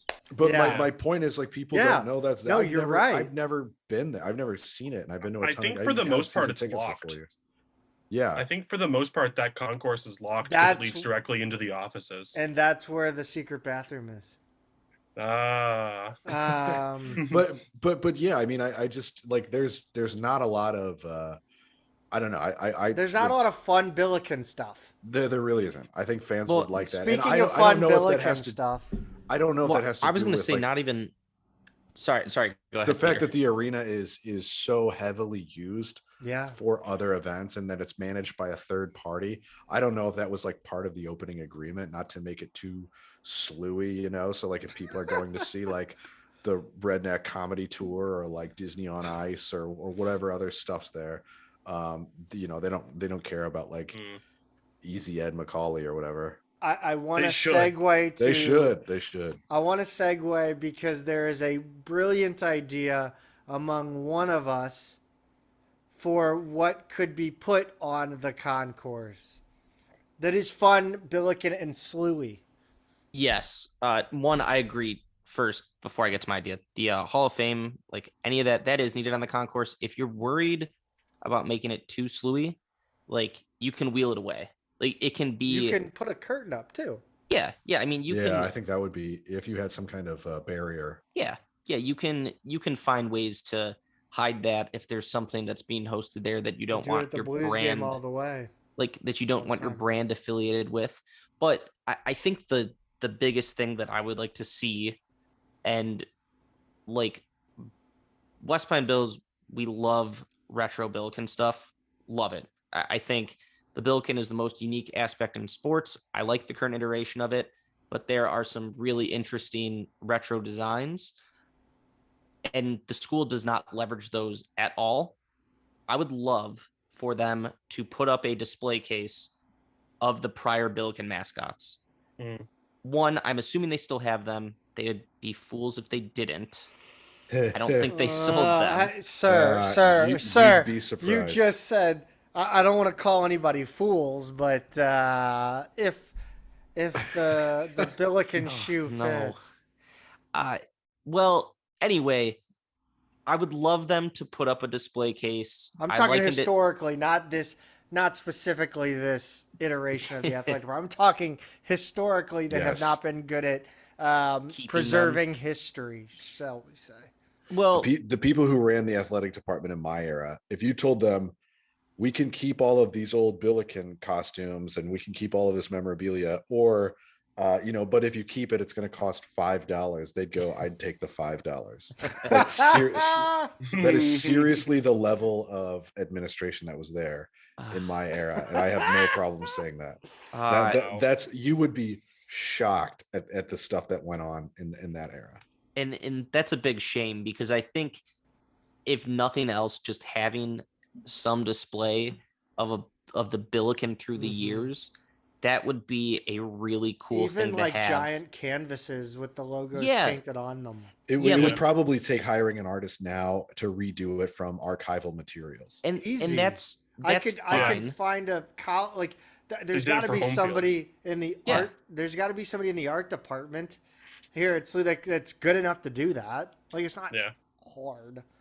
Yeah, I mean, as Carter pointed out, that's basically what happened for home field. And if you don't have the original costumes, that's fine. But I mean, I know when we recreate them. Yeah, when we were tweeting them out, there were people replying with like newspaper clippings that their grandparents have of like, this is a Billiken from the 1960s. Like, you can find traces of these somewhere. Absolutely. And I think, I mean, though there's probably some instances where they didn't do a great job preserving, I would bet that there is some archive Ruben DeBerg that probably has at least a couple pictures of, You could you put know, the word out in yeah. an email blast too, and you could have people submit pictures from But I games. just, adding some of that character and just embracing that history on the concourse would be a great way to kind of fill in some of that sterile space. Because, like you said, Peter, like there are points where if you walk, especially if you walk over to like the south side of the arena where the window looks out on the highway, you have no clue where you are. Like you would have no idea that you're at SLU for a basketball game. There's no branding that's there. Like they really need that. Yeah. And Yeah, I agree. Carter, what what do you notice? I want to ask you, Carter, because I know you don't get the fan experience, but as far as like the in-game promotions, the way they, I have a lot of things that I think a lot of my issue really comes down to attention to detail, and it's funny that I notice poor attention to detail because I'm terrible with attention to detail. But I feel like one game we'll have the Flames, the one game we won't. Yeah. The what do you call the promotional spots around. It's never the same. Like there's just not consistency, attention to detail. Just doesn't feel like it's a core value. I will say that some of that is like Chaffetz Arena operationals, and it's not Interesting. SLU athletics. Some of that is it costs money to do certain promotional stuff, like roll the flames out there. I know that sounds silly and something No, like I mean you have to have somebody to watch it. You have to have a licensed pyrotechnic to like Yes. come in and you have to pay for the stuff like that. And so there are a lot of little stuff like that I know. Funny enough, I mean, we're coming up on it, but like I know that kind of stuff used to drive Ford Stewart insane. He used to talk about that incessantly when we would talk about that at like practices and stuff, about not having the same game to game experience for his players, and for like you never know when you have a recruit coming into the building and you get like Yes. the A team broadcast versus the B team or presentation. So I know that used to drive him absolutely up the wall. That dude knew detail. Oh, so much attention to detail. That well, just like little things, like, and I don't want to like make this all about Ford, because like No, you should. this is a I mean, different question, but Jordan Nesler exists. Right. His position, where he comes in as a videographer whose sole job is, you're going to make this basketball team look cool on social media. Yes. That's your job. It's to be a videographer and a production designer. That job exists because Ford Stewart said, like, we need someone to do that, and he got it. Like, he got it in a way where it's like he was 4 or 5 years away from being a head coach somewhere and being really successful, because he got all that like little stuff about how to make a program feel legit. Like, he understood that, and I think they're kind of still finding their way without him on that kind of stuff. It's funny that you literally just bring up Jordan Nesler, because I was gonna say that video stuff. Jordan Nesler is pushing the program forward in the social media game. I mean, and funny enough, you, and it should maybe be all about Ford Stewart, because Ford Stewart is the reason we have really sick jerseys, which leads to the fact that we got, West Pine Bills, Midtown Madness, when it was the house that Rick built. We've been on social media hammering the athletic department to get jerseys because Ford Stewart had sick jerseys. Yeah. Like, I mean, we wanted jerseys regardless, but like they look great. Yes. Yeah, and like, so from a fan experience perspective, like, there are little things that I think, like, when I go to see a sporting event that like I don't care about, that it seems they're very like dug in on doing. Like, I guess you need to have like TV timeout entertainment. I think always you do. the same thing. You always do. You always you have to have, but it's always the same 4 events.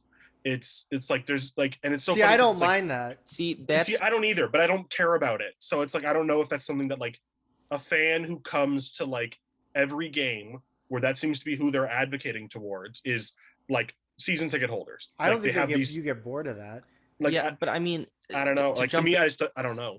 to jump in here, like, so I've tangentially worked in sports for like 10 years. That whole in-game promotion stuff, with it being the same every game, week over week, like that's industry standard. Yeah, no, I know. That's something that, like, I don't think fans really care about that much, because it's either you're really invested every game, or that's when you go to the bathroom, that's when you get a beer. Like, Yeah. you form habits off of that. The more concerning thing is what you went back to, that like you typically don't see, is like your pregame stuff shouldn't change. That should be an extension of your in-game promotion stuff. So if you do the same thing at the 4-minute media timeout every game, then you really need to do the same thing pregame every game. Yeah. Like, Yeah. you need to allocate that budget accordingly and just do the same thing. You need to have the flame towers. You need to make it as consistent of an experience, with the only real variable factor being your halftime presentation. Like, that should be the I standard. agree. And that's been like, going to other college basketball games, like that's the thing. Like, I go to a chunk of Butler games every year because my other half is a Butler alum. Like, over the course of like 6 years when I've been going to games, like their stuff doesn't change. Whereas there is some more variability to the SLU pregame stuff, and it drives me nuts. Like, just do the same thing. It's easy. And Yeah. and then, like, what happens? Becomes a tradition, which Mhm. goes back to that thing from before. Like, how do you build a consistent fan base coming back? Like, you make a pregame tradition. They used to have the jersey that would go over the student section, which they abandoned, Real quick. I think, my sophomore year. When they stopped getting students every Or no, it year. might have been my freshman year. Yeah, my freshman year. We did it the first game, and then I don't know if we did it until we played Wichita State. It's kind of like I'll use an example that I experienced firsthand, and that the St. Louis flags, right? I ran out the flags for way too long. But for Pete, if you recall, there was a time where we would run out St. Louis every game. And the only Yeah. time we'd run SLU was during breaks, Right. and that being because there weren't enough students to run it, and I didn't, or I was lazy and I didn't feel like running all, like finding 10. I can't remember. I don't know how many Students a letters. game. How many letters is that?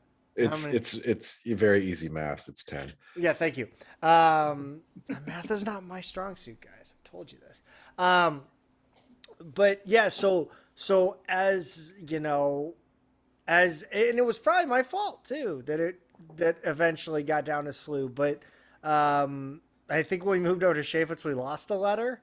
Didn't some of that have to do with moving away from a male cheerleading team? Yes, that's how I ended up running them. They got rid of male cheerleaders, and then this is so dumb to say out loud. Basically, nobody could do it, and then I was like, "Yeah, I'll do it." And then I just kept doing it, and then eventually I was just kind of like de facto in charge of the whole thing. So again, it's kind of like the fact that I was in charge of that is preposterous. Yeah, I mean, those things were bigger and heavier than people realize. Yes. And like those cheerleaders are tiny. Yes. they're tiny people. And so yeah, it's just hard. You need somebody who's big and strong enough to do it. Now Which they're is- like PVC or aluminum or lighter metal. Yeah, I'm not sure, but they really were big, heavy things. Yeah, but that's kind of the thing, is it things like that was a cool tradition, and now it's Yeah. just SLU. I think we're all on the same page here. I mean, like whatever you come up with, you really got to stick with, and Yes. and not only that, when you stick with something, it kind of sharpens over time. Like, not only is it a tradition, not only is it consistent, not only like Ford said, is it you never know what recruits in the house. You want to make sure you're giving them the same and the best Mhm. show every time. But you just when you know what you're doing and when, it keeps getting dialed in over time. So it's just like clockwork. Like, people know what they're doing. Yeah, I think that attitude kind of, trickles down to the non-revenue sports. We talked a little bit about field hockey, but let's not go all the way to non-revenue. Let's go to women's basketball, because that is hot, hot, hot. And of course, we are recording this on 3:30. It's a topic that's very relevant right now, especially. Lisa Stone let go.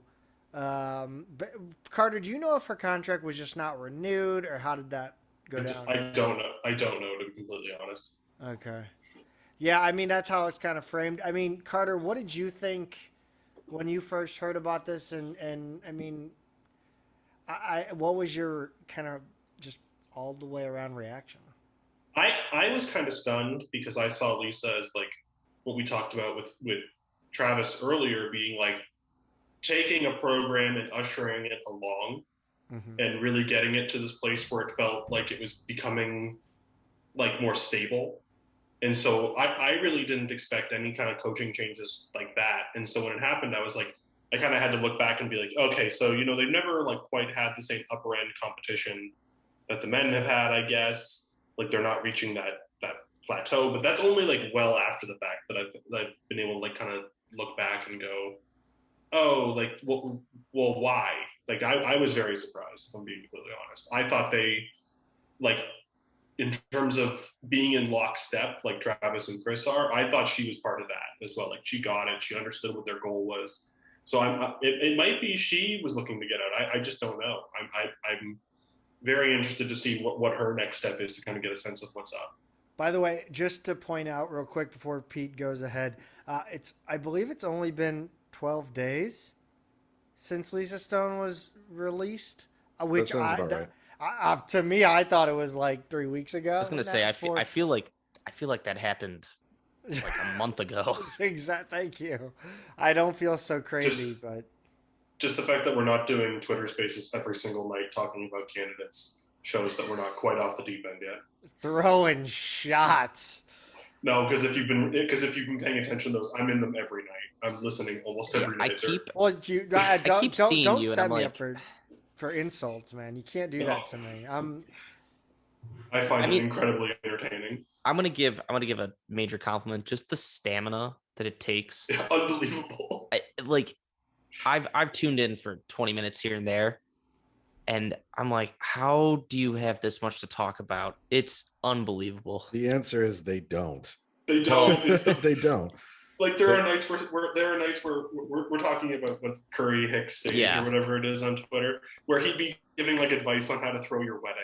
Like, don't get a DJ, get a band. And I'm like, this is what I'm here for. This is what I'm here for. I've been on there before where he's literally fallen asleep, and I mean, and you can't do anything about it because he's the only one that can stop the show. So like, it's just people. You'll see like 3 people in there, and it says like the space been going for like 7 hours. You're like, oh my god, this dude's asleep. Oh, it's unbelievable. That's incredible. But the more crazy thing is, it's not that he's still on it. He fell asleep. It's that there's like 6 people listening, and you're like, how? It's such an interesting level of fandom. Like it's a very sliver of their fan base, but you're like, this is crazy. This is just unbelievable. I feel like they're lucky though. They got hockey, man. Like I wish we would get like going to Chaffetz for a hockey game would be awesome. Yeah. College hockey seems like it's a blast to follow. But now Lindenwood's going to have a D1 team, and that's going to. I wonder if there's any envy that happens there if they start getting really popular or good. Yeah, that's not. Maybe. I don't know if it's envy, but I certainly feel like the programs around us are getting better, and we are kind of stuck in that kind of plateau almost. Well, I think. I mean, I think competitively speaking, it has to do with when you're a more up and comer. Like SIUE moved to D1 not all that long ago. Maryville has really committed to building out athletics within its realm. Lindenwood obviously the same, and now moving up to D1. I think you there's more attention top to bottom when you're doing that because you want to prove like you're worthy at D1 or like you're the best of D2 like Maryville's doing, or like whereas SLU has really focused kind of on the top of its athletic program. And we've talked about some of the other sports that have not gotten maybe the attention that they deserve. I think it has more to do with that. Because when you look at the sports that have a little more tradition or maybe matter a little more to SLU fans and the administration, our soccer programs are in a great place right now, and obviously the facilities for basketball and most other sports are well, with the Champion Center, are pretty great. So I think that's what it is. It's more of a timing thing. I was pretty surprised that Lindenwood is doing the hockey thing. But I think, didn't we just talk about maybe a barrier for SLU to doing it? Like, I don't know if we could use Chaffetz as a regular home. No. Probably not. Yes. So they would I either mean, you could they would likely configure have the to go off seats, campus. right? You could configure the seats fine. It's just Well, it's more the ice situation. Yeah. than anything exactly. else. It would be more of like they're gonna practice and play most of their games off campus, and maybe they could do a couple special games a year at home, and that are at Chaffetz, and that would probably be it. Yeah. But back to women's basketball. Where do we see this fucking coaching search going? I just broke my own rule there. Well, why don't you? I mean, you especially, like, we both liked her, but you had a candidate that you were kind of dead set on. Yeah, Deanna Jackson Dirt. I mean, it's like Rammer asked us today on Twitter. He said, not that our lists matter, talking about me and him, but was she on Chris May's list? And I said, she damn well have better been at the top of the category of up and coming assistant, or rising assistants that are going to be hired as head coaches somewhere. Right. She should have been at the very, very top in the first damn call. I would hate to think we got outbid by Kansas City. And that's what I'm I kind don't of think saying. that's possible. I don't think that happened. So Because she was named so people are clear, she was named as the head coach at Kansas City. So she was our favorite. Is he thinking that we are above bringing in an assistant? Because I mean, I think I alluded to it on Twitter too. Is you look at the best performing coaches at SLU actually the most successful female coaches at SLU for women's teams specifically, obviously, Ann Cordes, Katie Shields. They were both they rose up from assistants into their first head coaching job. Now you don't have the same success, obviously, with field hockey, but that's a Title IX sport. I'm sorry, it is, and you don't put anything behind it. So, I mean, if I feel like that's the route you take coming off of a program building veteran, right? Lisa Stone's that Rick Majerus, that program building veteran that, if LaSalle's going to go after Phil Martelli or Fran Dunphy. Yeah, either one of those two. That's your old guy coming in. He's experienced. He can build a program. You've built the program to respectability. Now it's time to bring in the hotshot assistant to come in and take us to the moon, right? Am I just going on an unnecessary rant here? I don't know. I think he's got his person in mind, and I think he's always had this person in mind, whoever it is. I think about when he hired Travis Ford and how, I don't know, like May just kind of said, like, as soon as he met with Ford, it was like, like this is he seemed to be very much like zeroed in on one candidate, right? Like once he talked to Ford, that was just like his guy, and he was going to make it happen no matter what. And I feel like he's got that person for this women's job. We just don't know who it is. Yeah, I mean, it could be someone still coaching for all we know. Like, I don't know. I think I don't obviously know as much about the women's landscape, particularly coaches who have ties to the St. Louis area, which I think was one of the appeals about Jackson Durrett. Yeah, she's from here. Yes. That was that on the list of things that were appeals to me. That was this small. Because honestly, she had a resume. The size of my room right here. Yeah, I mean, obviously she's coming from a program, Texas, right? Yep. Like with good pedigree. I mean, they just got knocked out. Like she's young, she has ties to the area. Like she does have a very pedigree, like a lot of pedigree, but maybe I don't know. Like you said, Peter, like Chris May might just have his person, and as impressive as her resume is, she just isn't it. And that like no amount of line items can make him see that. I don't know. That Again, does strike me as how he operates when it comes to hires. and I mean, honestly, I know in the past, like there has been some questions over Chris May's like hiring skills. But I think the last, I don't know, 5 or 6 he's knocked it out of the park, particularly like men's and women's soccer. Like he has the benefit of the doubt for me. But I do think that if you move to fire Lisa Stone, who I personally was a big fan of, I think he had to have some name in mind that's going to be maybe not a big name because the general public isn't as familiar with women's basketball coaching candidates, but like a name that in the basketball community is going to move the needle. I just refuse to believe otherwise at this point, especially with how this is dragging on. I think that's right, and especially given how bold his statements have been, right? I mean, like he's Yeah. talking about like Lisa Stone not achieve, like she's been by far the most success. Like she's got our highest winning seasons of all time. Has taken them to multiple postseasons. Yes, they've been NITs, but like we made the NIT once in SLU women's history. That's the only postseason appearance. This program has still never been to an NCAA tournament.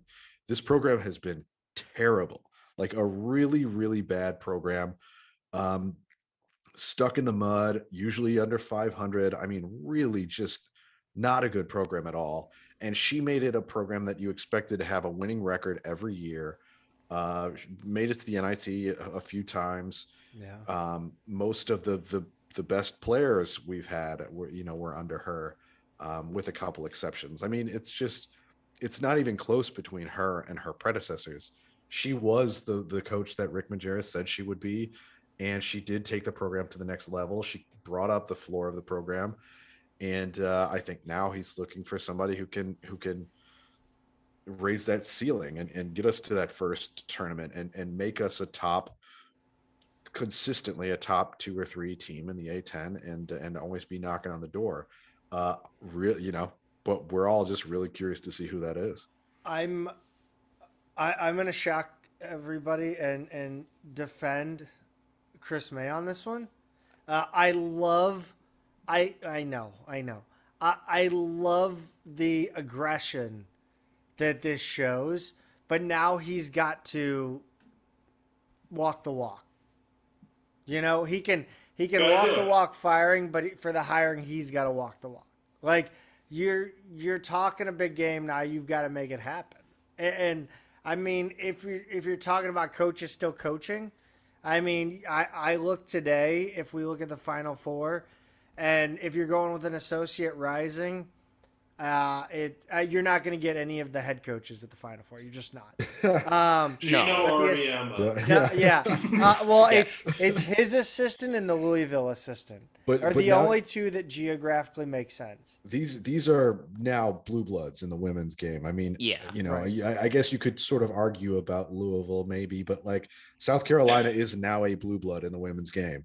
4 Final Fours in the last 7 years, if I'm not mistaken, 1 title. Yeah. And obviously, we know what UConn is. Stanford has 3 national titles, and they're all in fairly recent history. Their assistants make very good money, They and probably make as much as Stone made at SLU or if close not to it. more. Yeah, I Yeah. mean, I would just wouldn't be surprised. So if I don't know if it's one of these. I'm not sure that's the reason for the for this taking some time. Although, like you said, it hasn't even been 2 full weeks yet as we record. But I would doubt it's anybody still in the tournament just because we're now talking about a salary level that would be a multiple of jump from where we were before. And what do we know what Stone was making? No, no, I I have no idea. so there's no public figure, but I thought I saw somewhere it might have been on the board. So I don't get me wrong. I want to say it was in the neighborhood of like two Don't hundred forget to thousand, something like that. to Wh- Which cite is courtside. what top assistants make At like yeah, at Texas. I think she was making over 200. So SLU would have had to jump that by quite a bit to you know to land our favorite as the head coach. yeah, I'd be interested, and it's really difficult to find, what actually is budgeted towards these sports. There is, there are ways to find it, but it's a pain. Um, I really am fascinated by what the financial commitment to women's basketball is at SLU. Mm. I would imagine that's going to take a step up just by like you said, the strength behind Chris May's statements in the last 12 days. Like, Yeah, there's got to be a donor or someone who is pushing for this and backing it Passionate. up with some Yeah. financial. Yeah, and there should be. I mean, there should be. Yes. I think having a strong women's program, like, I think that path to becoming an elite women's program is a little easier than it is on the men's side Yeah. because And this Yeah. sounds horrible. A lot of schools just don't put any money towards it at yes, all. Yeah. it's a shame, but you're right. It's like it's kind of been a theme of this conversation. A little goes a long way. For a lower expenditure, you can get more return on that side. It's and we don't have to get into the whole history, but it's a younger game. But that also has evolved rapidly. Like for a while, Tennessee and UConn were kind of like what UCLA was in men's basketball back in the Wooden era, and we've kind of moved past that now, where there's a lot of programs that are kind of in that top tier, and it can be any one of them in a given year. Obviously the whole landscape hasn't caught up with men's basketball because there still is a pretty big disparity between the top tier and once you go down from there.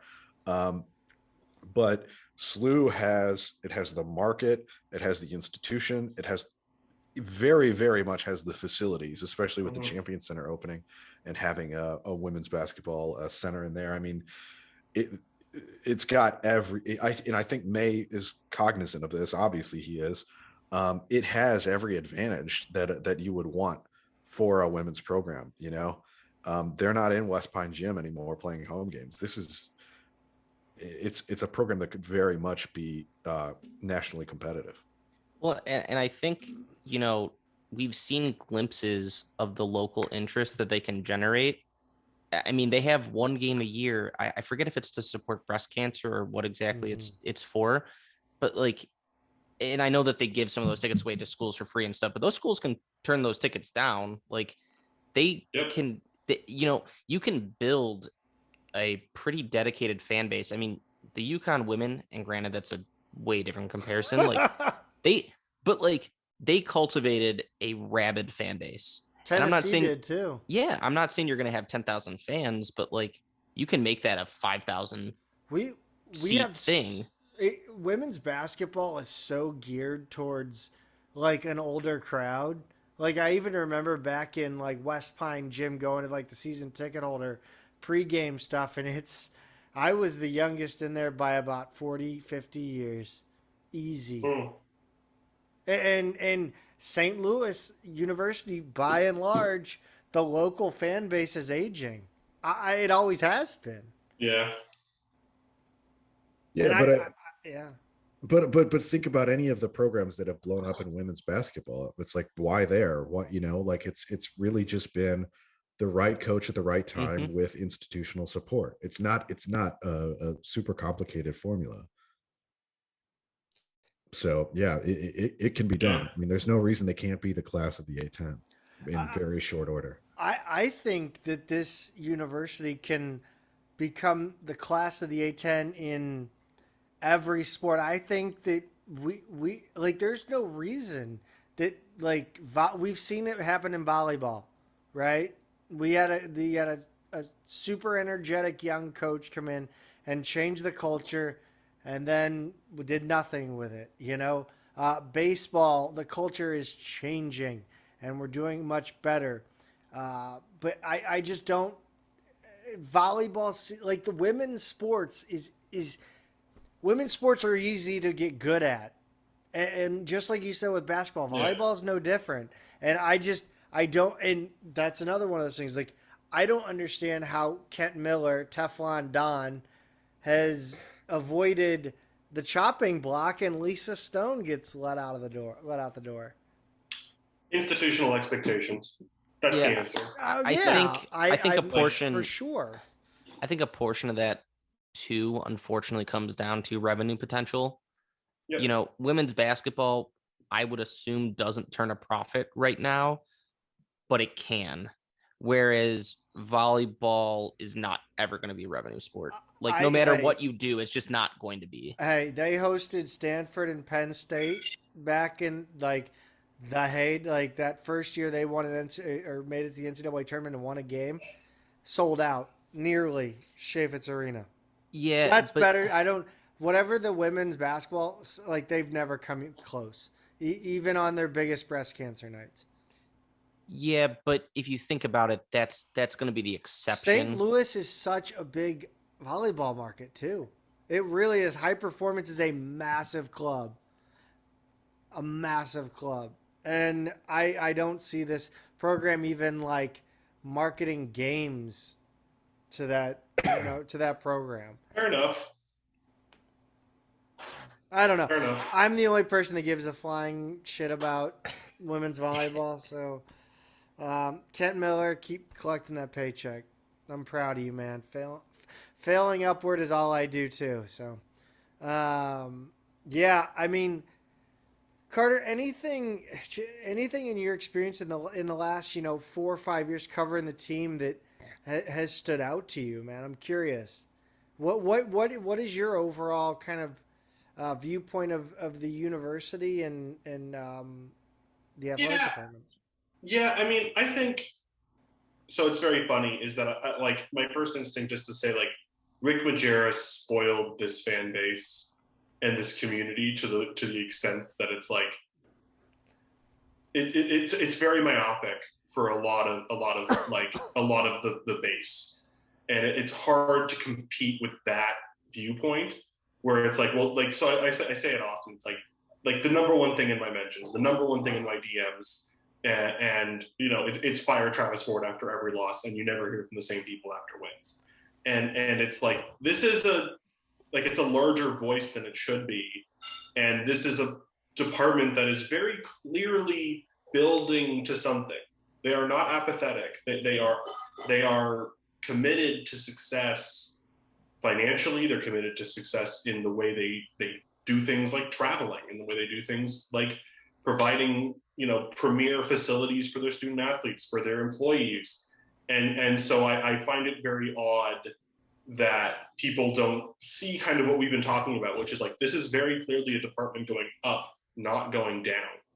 Like that is the thing that I think my viewpoint versus like what I hear, and like Twitter isn't real life, but like what I hear from a majority of Twitter people is like there seems to be this major disconnect that I just don't understand.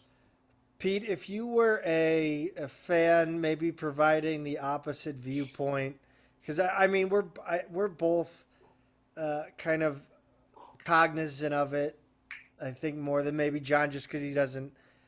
Maybe you have historical perspective that he doesn't.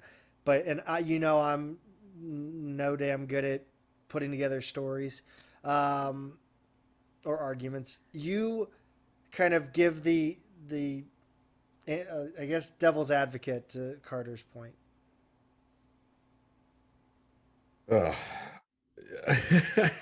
well, which part of his point? Just in terms like, of like that the this myopia, is a program on a rise. That this athletic department is on the rise. That maybe that it's on the rise. Okay, things aren't maybe as rosy as they may appear to Carter. So having a long history with this team is like every time you think it's on the rise is when the rug gets swept out from under you. And that's happened time and time again. I think fair enough. I think a lot of, no matter what generation you are, if you've been through a couple cycles with this program, I think that's probably a viewpoint that you have, and it's been impossible to sustain success, whether it's coaching changes, conference changes. I mean, you name it. It's just been it's I think we're just always, fans of a certain age, we're just always waiting for that other shoe to drop. And even with Ford, even when you have like a baseline expectation now of like, even when something catastrophic happens leading into a season, we still wind up with 20 wins in an NIT bid, right? Um, he's had crazy circumstances going into pretty much every season he's been here already, or in the middle of the year, or whatever it is. He's had very, very unexpected things happen coming into a season. And so even this era shows like man, we just can't get over that hump. And that's constantly what we're riding, is like you see the potential, you see it within reach, and something always just keeps it just out of reach. I think that's the thing that longer time fans have been conditioned to, and you're always kind of waiting for what is it going to be this year, or um, what's going to happen with this coach or something like that. So I don't like to be the pessimist, but just I'm just so used to this stuff by now. It's happened over and over, and it's just that constant friction between the unrealized potential, I guess, and what you really think this team can be. John, anything you'd add? Uh, you know, I'm kind of weird because I have a middle length of time between Peter and between Carter. I've definitely seen that, those years that cause you as a Billiken fan to kind of have half a foot in and say, this can go well, but you're waiting for the other shoe to drop, something horrible. But, you know, in general, I think that this department is moving in the right direction. I think there's no clear example of that other than what's happened with men and women's soccer. Um, I think this last year for men's soccer, which obviously is one of the best they've had this century, if not the best, like from like in the 21st century. I mean, I had to no, remind myself what century we yeah, were in. some people when you say that, they think last 100 years, not like Yeah. 2020 22. Yeah.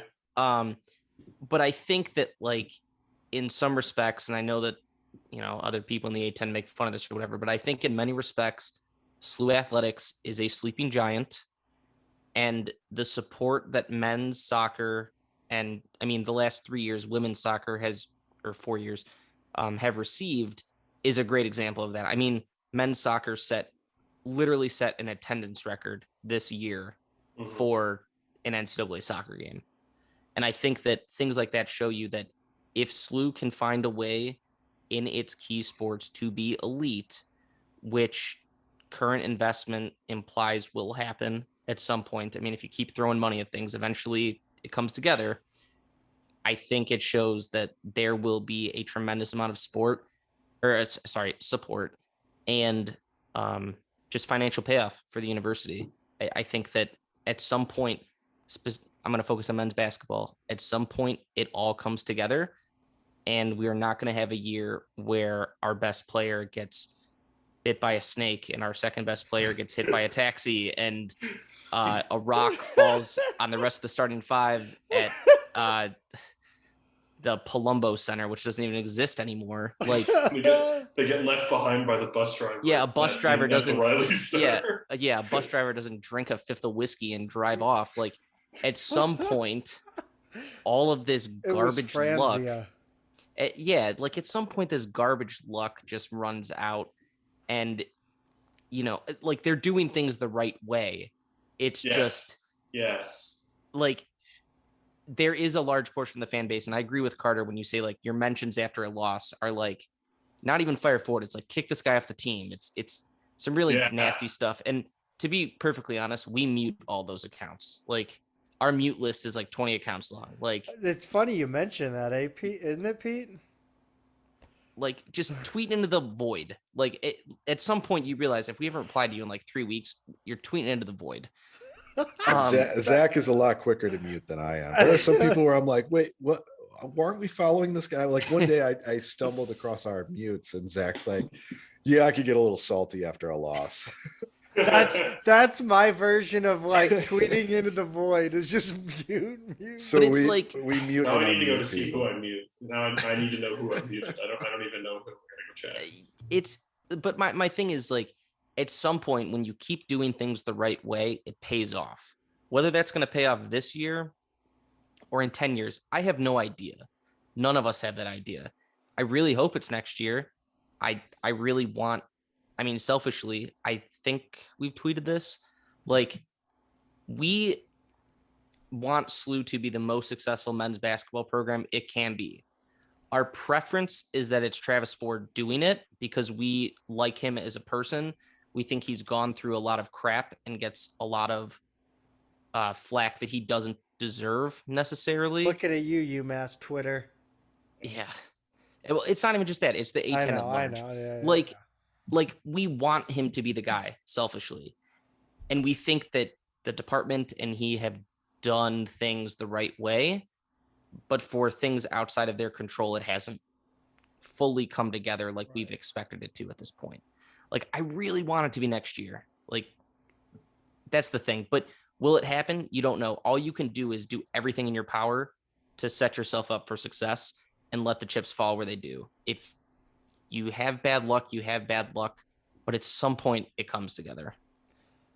That's just my thing. Yeah, I think you articulated something that like I poorly did, in that like you're right. They're doing all the right things. Like you can't look at what they're doing and go like, oh, like they've made, like they're not investing or they're not paying attention. Like even just this past summer after they invested significant time and energy by sticking the director of marketing onto like getting home field apparel done and getting jerseys done, like little things like that, which like haven't happened for so long that they're like, no, like we're making those choices and we're taking those risks. And I think you articulated that very well. Yeah, I mean, a great counterpoint is, so this week or last week, GW fired their coach. GW is a very wealthy institution. Like they have an endowment that is about $1 billion, like $500 million more than SLU's. They have a lot of very wealthy alumni. They have athletics donors. There's a report, rumor, whatever, circulating around that like they can't get their lead coaching candidate because they will not offer them an extra $50,000. Like that's an example of not doing things well. And that could be proven wrong tomorrow, could be proven wrong in a week. I don't know. But the thing that gives me some confidence as a SLU fan is like the department's not doing that.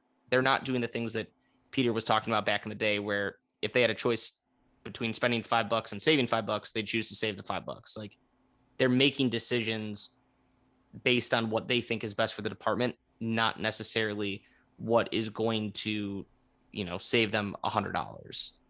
So, and granted, spending money like willy-nilly does not necessarily mean you're going to be successful.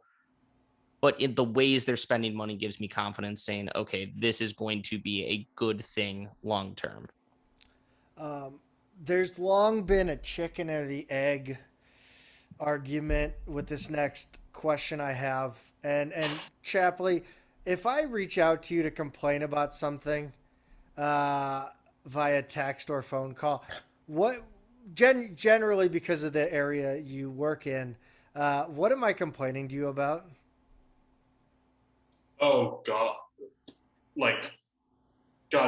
which one? Media coverage is what I'm getting at. Well, yeah, because I have to be very careful about this. Yes, no, I'm half bummed that you do. But I mean, what is the kind of, I guess I'm not asking for the Post-Dispatch's opinion. I'm asking for what you hear from colleagues, people in the industry, when the kind of opinion you get from those people about SLU as a program, or about what kind of media? Or is about covering them, what they deserve, what they've earned. I mean, I think we've kind of touched on like I don't think that like the media view on them is too far different than what we've kind of talked about is that like they are in upper half of, you know, at minimum the Atlantic 10, and they have aspirations to do more, and they'll have to succeed to get there, right? Like that people like coming to like, you know, we talk about like the guys who do the ESPN broadcasts like coming to St. Louis because they can stay at really nice hotels, like little things like that. Like people like coming to cover SLU because you get like a better travel experience into the city.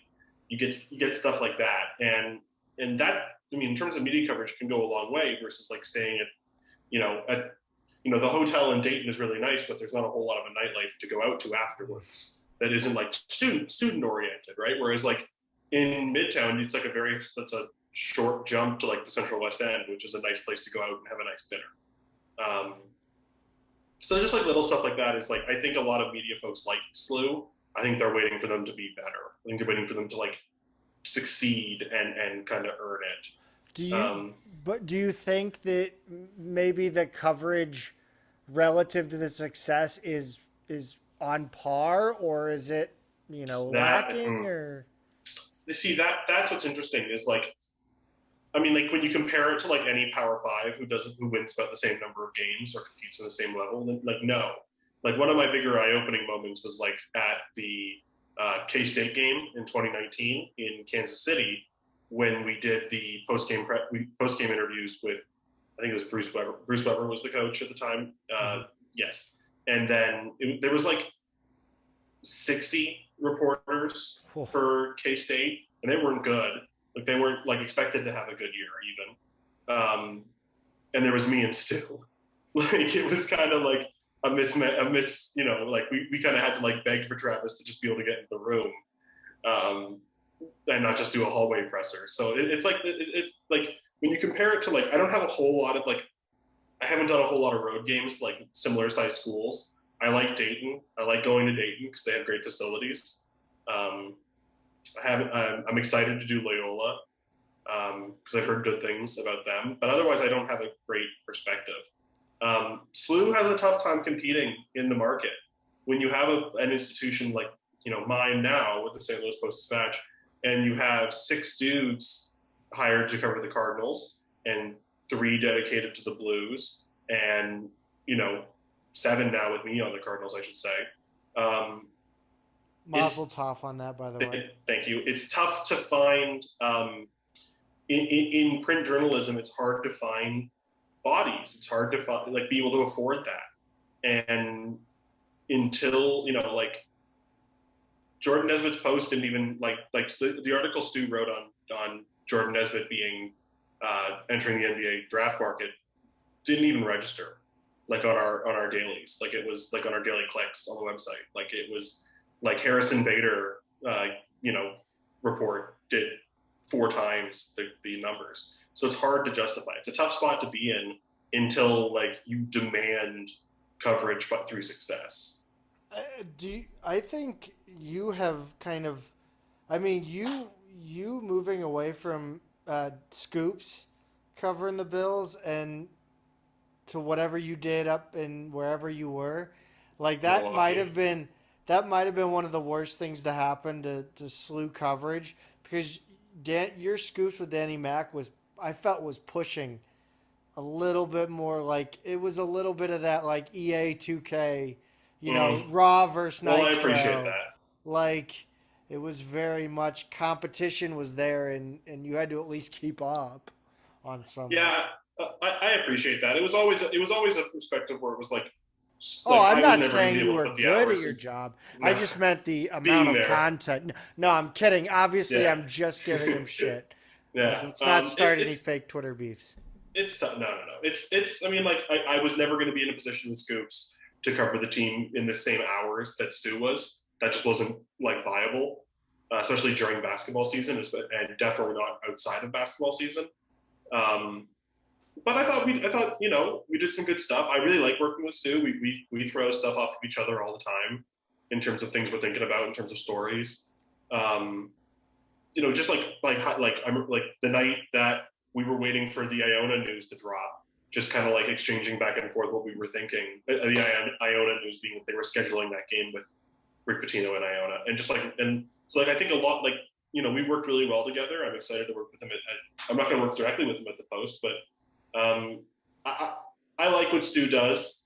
Do I wish like SLU got a lot more coverage? Sure, I think anybody would. I like listening to, you know, all your guys' podcasts because I like listening, like hearing what everyone has to say. But it's a tough spot to be in. I'll leave it at that. Pete, what do you think of, like, I mean, where do you stand on the media kind of coverage, being that you don't really take in, you know, like, I mean, you take in the video now that there is video, right? But like most of what you get is kind of your own gathering.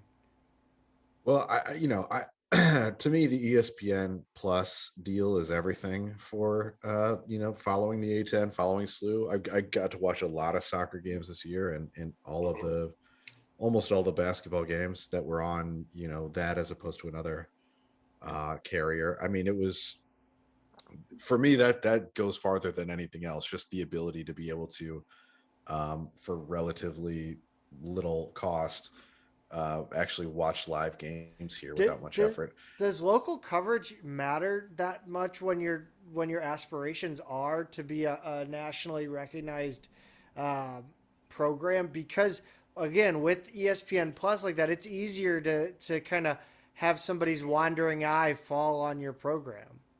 Well, I think you need both. You need both a local and Sure. a national presence to some degree. But look, I think we just have to be honest about what and Chapley spoke a lot more on this and knows a lot more intimately than I do. But like, we just have to know that like media and journalism have just evolved very, very rapidly, and there just are certain limitations. People complain about Stu sometime and what he covers and what he doesn't, but he's wearing multiple hats. He's writing books, he's covering other stories. It's just local media coverage just isn't what it was. It's been carved up and spread thin, and there's not all that many companies that own these entities anymore, and they've cut costs everywhere they can, and that's been a lot of, it's just unfortunate. It's just the way it is. And I think rather than complain about coverage, we just need to be eyes open about what those limitations are. So I've always kind of give it, I don't think that's Stu's fault necessarily, as much as I just don't think there's the support for that kind of role anymore. And, in terms of national press, you get what you get, but everything comes back to winning. And that's going to draw more attention to your program. And that's going to make people take a look at you and find out what those compelling stories are. So to me, that's all it is. If I can watch this team as an out of towner, if I can watch them easily without having to like bootleg some weird stream, that's the most important thing to me. And then any coverage I can get on them is great. I'm happy to get it. And I fully understand the limitations of media and journalism these days, and I'm happy to get good content wherever I can. West Pine. I didn't know what to call you, so I you can call my name. All right, John. It's not a secret. John. Yeah, John. Right. Who? It's not Mike. Steve. Steve is my go-to fake name. Well, Al. No, John. You kind of you were the person that put this in the doc, right? Yeah. And you wanted to kind of bring up in comparison to Mizzou. Yeah, let me expand on a couple things, because I think Carter and Peter brought up good stuff too, but then I will go. So I think one, I think the clearest indication of why local coverage for this is always going to have a cap to some degree is like the Jordan Nesbitt transfer news. Like Carter brought up that story from Stu, like didn't really register, and like in the SLU community, that's a big story. Big story. That's not that's not a very insignificant thing. I mean, a guy projected to be a major piece of this team going forward, former top 60 recruit, big transfer from Memphis. That was a big deal. Like, the fact that that doesn't register outside of a group of like pretty diehard sports fans, and I don't know what the Post Dispatch's like demographics look like for subscribers, so could just be an issue of those just aren't the people paying for the paper. I don't know.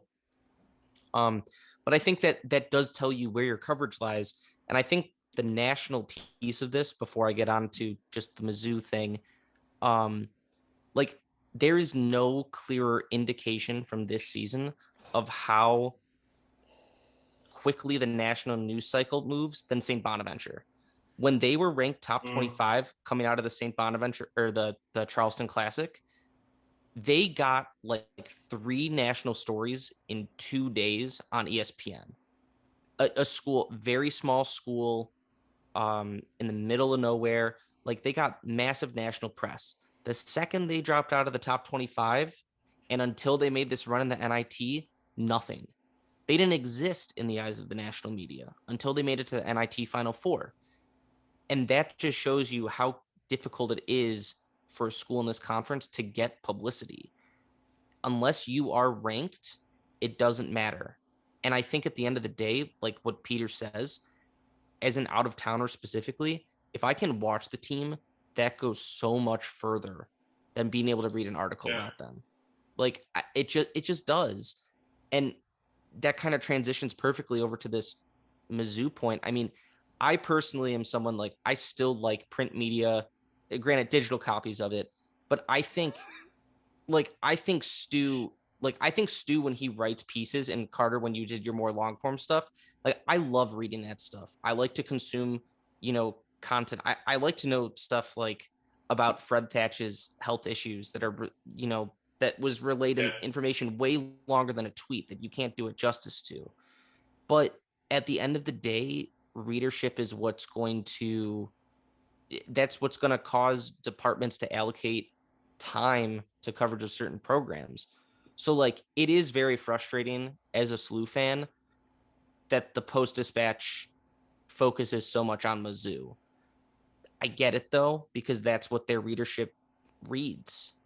That it's a very unfortunate truth, and a lot of their press room is alum, so that's going to move the needle. It's not as much as you think, by the way. It's not as Mizzou centric in there as you think. Some of the more vocal voices are, which plays on social media. That's fair, but I will say that, like, for the most part, it's not as Mizzou oriented as you think. I was very surprised when I learned that this week. But still, Mizzou is going to drive more. It's going to drive the more loudest clicks. wheel gets the attention. Yeah, exactly. And they're going to. I don't have access to your analytics behind the scenes, but I would imagine those articles generate more clicks, and it could just be a demographic thing. Like, it could be, I don't know how old their fan base is, but older fans typically will pay for subscriptions to things more often. Like, I don't know. Maybe I'm talking to my ass. I don't know, but that's why we're doing this, to talk out of our asses. Really. Yeah, exactly. I think that a lot of A10 schools, probably more than we would think, are in the same boat in terms of media coverage, like, where they're not the primary thing in their market, unless they're in the middle of nowhere. Like St. Joe's and LaSalle, I know for a fact they are not getting the coverage that Villanova's getting, that the Eagles get, that the 76ers, Flyers. Like, there's no way those schools are a blip on the radar. Now, like, for Dayton and Bonaventure, of course you're going to be the major piece, but I would imagine a lot more schools are in this boat. But my thing I would say to Billiken fans is, like, when Stu puts out a piece, read it. Like, it helps. As much as I'll bitch and moan about coverage from, you got to click on it. Even if you don't give a shit. But it's like also what he has to write. It's also, like, I want to give major props to Stu. So, like, in the past, he hasn't been super active on Twitter. The last year, he has been, like, rock solid, providing nuggets and doing He's things. He's got a lot more active. He has embraced it a lot more. And I was literally just talking about this an hour before we got on with Jack Odar. Shout out to Jack. Like, he's done a really good job of providing the right amount of info on Twitter that leads you into a longer article if that's something you're interested in. And that's kind of the game that you have to play. And Carter, I'm sure you know all about this as a fellow journalist. Like, there's a game you have to play. But one point I haven't, maybe I missed it, but I haven't heard made yet, is Mizzou is 3 times as big as SLU. Yeah. Whether you're just looking at undergrads or both grad and undergrad together, it's 3 times as big as SLU. They put 3 times as many alums out in the world every year. They probably have about 3 times the existing alumni base. It's the flagship school of the state. It's in the SEC. They have football. It's a numbers thing. I don't like it's the also whole a big time journalism school. Right, I think it's yeah, like a top 25 program. It is, right? Yeah. It's like way, what they're known, way higher than top 25.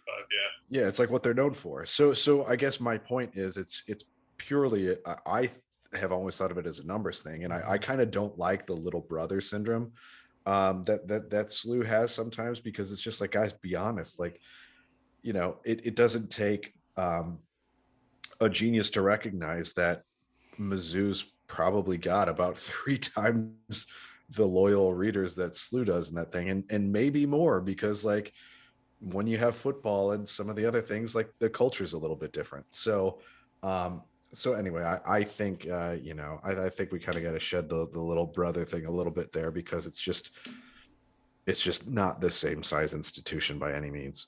Carter, let me tie this back in real quick. I want to tie it back into literally what we started this whole thing with, is that attendance and, following the program within the city and the state.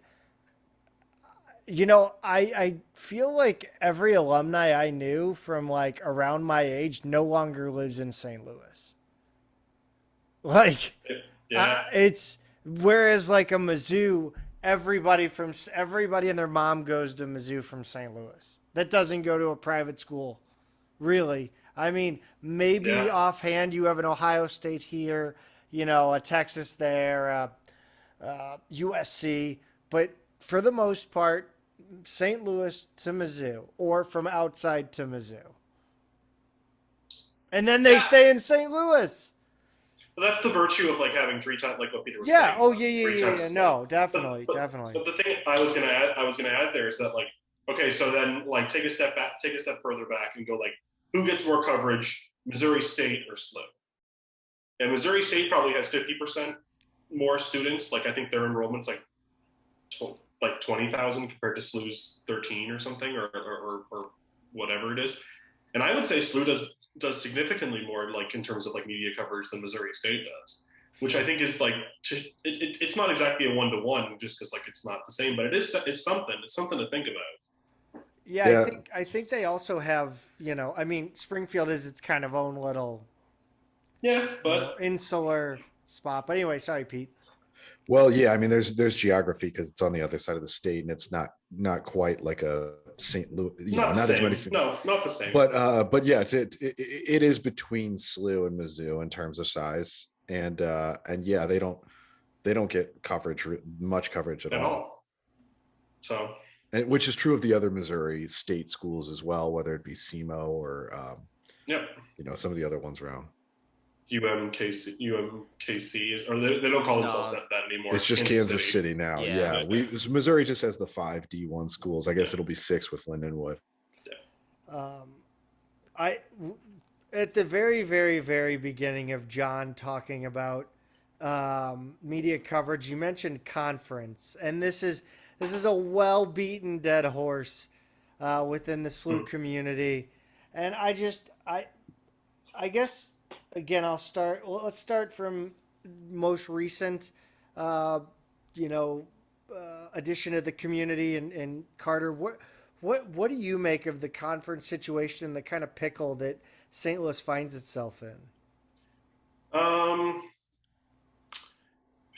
mean, I got in trouble earlier in the year on Twitter. Got in trouble I'm saying very pejoratively, by saying that, like, Big East be damned, building the Champion Center is good for you no matter what. and everyone was like, Big East be damned, we should be doing everything to get ourselves into the Big East. And I'm like, that's not the point I'm trying to make. The point is like, you make yourself as attractive as possible, independent of like what they're looking for, and it'll happen eventually. Like as kind of what John was saying earlier, like you do all the right things and things will come to you eventually. Um, I think it's far more likely that if you can put all your eggs into one basket, that you should be putting your eggs into pressuring the A10 and Bernadette to improve the conference you're in, rather than like put the prayer out there that the Big East will accept you. The grass is not always greener. I mean, I think if you look at like, okay, so you can be the big fish in a little pond, or you can be a medium-sized fish in a really, really big pond. And when you look at, it's like SLU and Dayton have the same spending. That's like 7th or 8th or 9th down the list in the Big East. Like I'd rather water the grass in my current yard than my neighbors. So if I had, I mean, like I like the A10. It's not great regionally, but I think if you made it a more competitive conference, those kinds of things wouldn't matter. John, what do you think, man? Yeah, so my stance has changed on this over the years. So 4 or 5 years ago, I was dead set like SLU needs to do everything to get in the Big East, get out of the A10. Like, but now I'm closer to Carter. I think that one, there's no indication the Big East is going to expand. Right. No. Two, there is no guarantee that SLU is like their first choice. And that's the Also reality. true. That's the reality that people have to kind of accept. Now that's not to say it can change. I mean, if it happens in 20 years, great. If if they look at it next year, I know that there's always a lot of anecdotal stuff that Xavier would block a Dayton edition or whatever, but who knows? It could be a completely different school. It could be Belmont for all we know. Probably not, but like my stance on it is that the A10 is home until it isn't, and that kind of like Carter was saying, if you do everything in your power to just make yourself the best athletic program possible with a focus on your premier sport of men's basketball, you will find yourself in the best position long term, whether that's the A10, whether that's the Big East. I mean, with all the realignment in college basketball, who's to say that there isn't some big shakeup where there's like a new conference in 5 years? Yeah. Like the current Big East didn't exist. Like it's the Big East in branding alone, because the old Big East dissolved. Like who knows what the landscape is going to look like in a few years. There's rumors that the NCAA is going to evaluating some of the lower tier schools candidacy in D1. Like, whoa. Yeah, it came out like a month ago with just the wave of applications to move up that they might pare back and say, like, if you don't have X, X, and X, like, get out and go down a division. So I mean, yeah, would I love SLU to be in the Big East? Absolutely. But there is a part of me that says, like, that might not be the best. I don't know.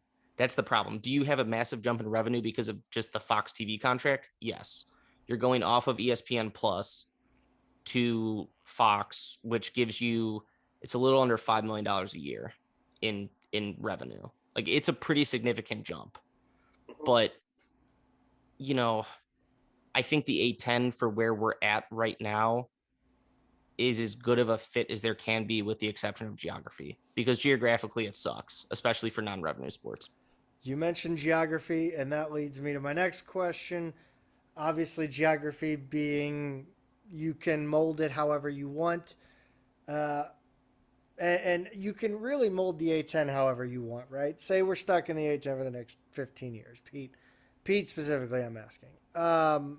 What do you want to see the A10 do? Like, I'm saying throw out all the, like, the minutia that could hold up something from happening. What would be your goal as a conference to get better? I'm not sure. I'm not How sure you what get there. what the conference itself can do if there are just institutions within the conference that aren't super committed to getting better. I mean, we just talked about GW, and you don't see places like LaSalle really seeming to care very much right now about being super competitive. And there are a few others that I kind of question, like what are they doing? It really has to be the institutions. Now, the league has to give them the best framework they can, the best deals and everything. But like, there are programs that can be good. UMass and Rhode Island just made great hires, I think. So I'd love to see them be more competitive again. I really think it has to come from the schools. I like the league. I think we're well aligned institutionally for the most part. There is no perfect conference in terms of all schools being the same or whatever. Geographically, I don't know, we're chartering. It doesn't bother me as much. I guess it's tougher for non-revenue sports. I feel bad for some of those. But yeah, I don't know. The conference I'm fine with. I just think I want to see more commitment out of the schools themselves. If this is kind of leading to like the question of whether the conference will nudge programs out, that just doesn't happen. It just doesn't happen. We've talked about this before, and I don't think I can think of a situation where a conference was like, you got to go. I mean, even when a school gets massive violations, they don't get kicked out of conferences. Let alone just like not trying hard enough. Like we always dream about, hey, get rid of LaSalle and Fordham and invite them and them. I'm like, just that's never happened before. Why But would it's the A10 fun to think about. Yeah, I mean, it's fun to think about. What you would need is LaSalle to go, you know what? Yes. We can't hack it in the A10. We're going to go down to the MAC, or we're going to go down to Colonial or whatever.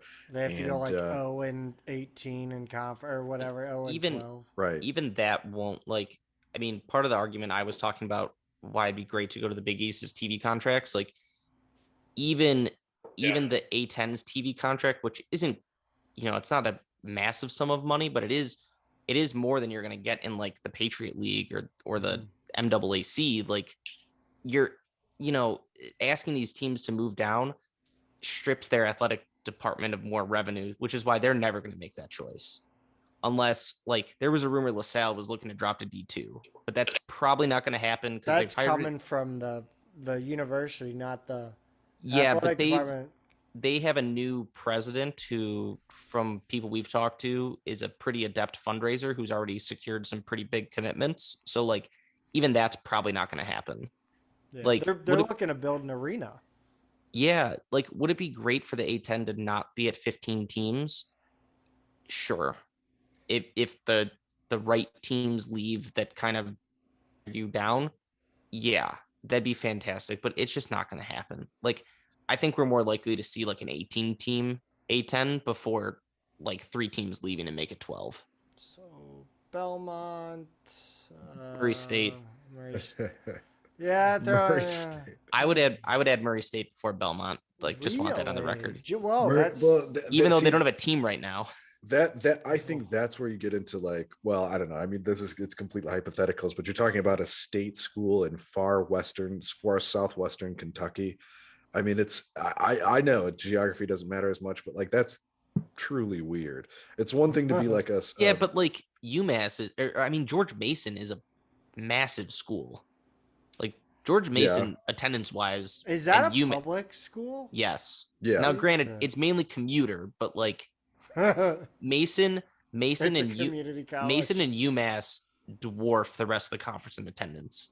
But it's also right in the sweet spot of the geography of this league. And it's in a major, it's the suburb of one of the biggest media markets in the country. And we do have a habit of grabbing those hot Final Four teams right after they go on a run, and then they don't make it back to the Final Four once they St. Peter's is. Are you stumping for St. Peter's? I'm not. Taylor Funk apparently is looking at there heavily, so could have an A10 connection. Oh wow. Yeah, but anyway, we don't benefit from those Georgia. Do you know Holloway's not going to be there anymore? Yeah, it's funny. I know a guy, one of their like development coordinators who texted me in the middle of their run and was like, we were supposed to have his introductory press conference yesterday. Like, and that was like a week ago. Like they were well past the point where they thought he was going to be like that hire's been done since like February. Yeah, I mean, it was basically being reported before St. Peter's even got out of the showers. Yeah. I guess you brought up a good point about adding teams after Final Four runs. What do we think of the Loyola edition? Like geographically, I like it. I love it geographically. But I have seen some people on A10 Twitter be like, this could be a George Mason ad because they were successful this year, but they also still had a couple key pieces. And next year they basically start over. Yeah, with a 33-year-old head coach. But Loyola has like had so much influx of like alumni and just buy into the program that I think it's well past George Mason, and that like what the hell is their arena, George? There's nobody there ever. It's the cavernous Scott Trade Eagle Center. Bank Arena or something. Yeah, Eagle Bank. That place is an aside and not a shot at Mason. That place looks like it has some of the worst sight lines in the corners. They always show one guy shoot free throws. They kind of zoom in. It looks like an abysmal place to have a ticket if you are not sitting at half court. Like just abysmal. Well, as long as you can hear their band, right? Their band is good. But speaking of facilities, Loyola's are not great. It's a 4,000 seat gym. Yeah, but it's an arena gym. It's not a LaSalle gym. I've played. It's got a bowl. I played games there in high school, and it is calling it an arena is doing it a big favor, in my opinion. It's nice. Is it like, hold on, so let me throw a comparison at you, Pete. Is it like if West Pine Gym had seats floor to ceiling? No, I don't think that's right. I think it's more of like Bonaventure, like the Riley Center. It's more that's a really good comparison. Okay. Yeah, it's more of a box shape now. And it goes up high on the sides and it doesn't have much on the ends. No, like it's not bad and they've put money into it, but it's not like it's a bottom half facility from day one. Like it's not like it's closer to like Davidson and the Riley Center than it is to. I think Davidson might be a great call after I'm looking at pictures. Well, but I don't. Well, the Gentile Center, or whatever it's called, doesn't have volleyball lines on the court, which is still one of the. Like Davidson's been a really good basketball program for 30 years. That is such of the smallest time thing, like just general court design I've ever seen. Like where at Belk Arena. Like take the volleyball lines off the court, please. Yeah. Just and it doesn't do anything. I despise that arena mainly because SLU literally cannot win there. Not win there. They can't play a game within 20 points there. What's the weird quirk about that arena though? There's a weird one. It's like the volleyball lines. No, it's they've got like the archways at the ends. Yeah. They also, I don't know if they still have it, but they used to have like railings, like metal railings, like 10 rows up that were very visible, like these weird old time divider things. I don't know if they still have them or not because I kind of blacked out that game from my memory this year. It kind of reminds me of no, we're back to Loyola. It reminds me of like SIU if they had seats on the end. SIUE if they had seats on the end. That's a good comparison. Yeah, I'm looking at Loyola's arena now, and they've clearly renovated this since I saw a game there. I actually in my memory I had it going up higher on the sides, and I didn't think they had much at the ends. They kind of had empty corners. It's kind of a horseshoe shape now. In a way, it looks like it goes all the way around. I mean, it looks like it's nice inside, but it's definitely limited. Either way, I mean, it's a program that like really gives a shit. Yes, yes. Well, this is, and that matters something compared. Like St. Bonaventure gives a shit. That might just because they have a really great coach. And so to me, like, we talked about like moving up from the MVC to the A10 gets you a little bit of money in a bump just from like your network deals. And you kind of go like, okay, so you've renovated, you've invested. I think I see here that in like 2015, their basketball budget was upwards of like just shy of 5 million. So that might have changed with a couple of Final Four runs. I might be reading that wrong though. But we're here just to BS it a little bit. But I like them in the conference because they care. They're going to be competitive and they're going to put money into being competitive. And when you have landmines like LaSalle and more recently St. Joe's, and it's nice to have a team that you can go to every year and be like, you're going to like recruit hard and you're going to give a shit now. Yes, and even if it's only a 4,000 seat arena, they fill the damn thing. Yeah, I think the basketball success is just sustainable, even if they're down for a year or two to rebuild. I think they're gonna. Yeah. I think more so than Mason. I think they're gonna perform well, and it's another Western team for us. It's the only other Central Time Zone team. Yeah. And it'll lead to a United Center A10 tournament. God, I hope so. Dude, can we get one in the Central Time Zone once in a blue freaking moon? Yeah, I'm convinced they're gonna try to host it. I'm convinced that like how like every time they build a new stadium in Major League Baseball, they get an all-star game.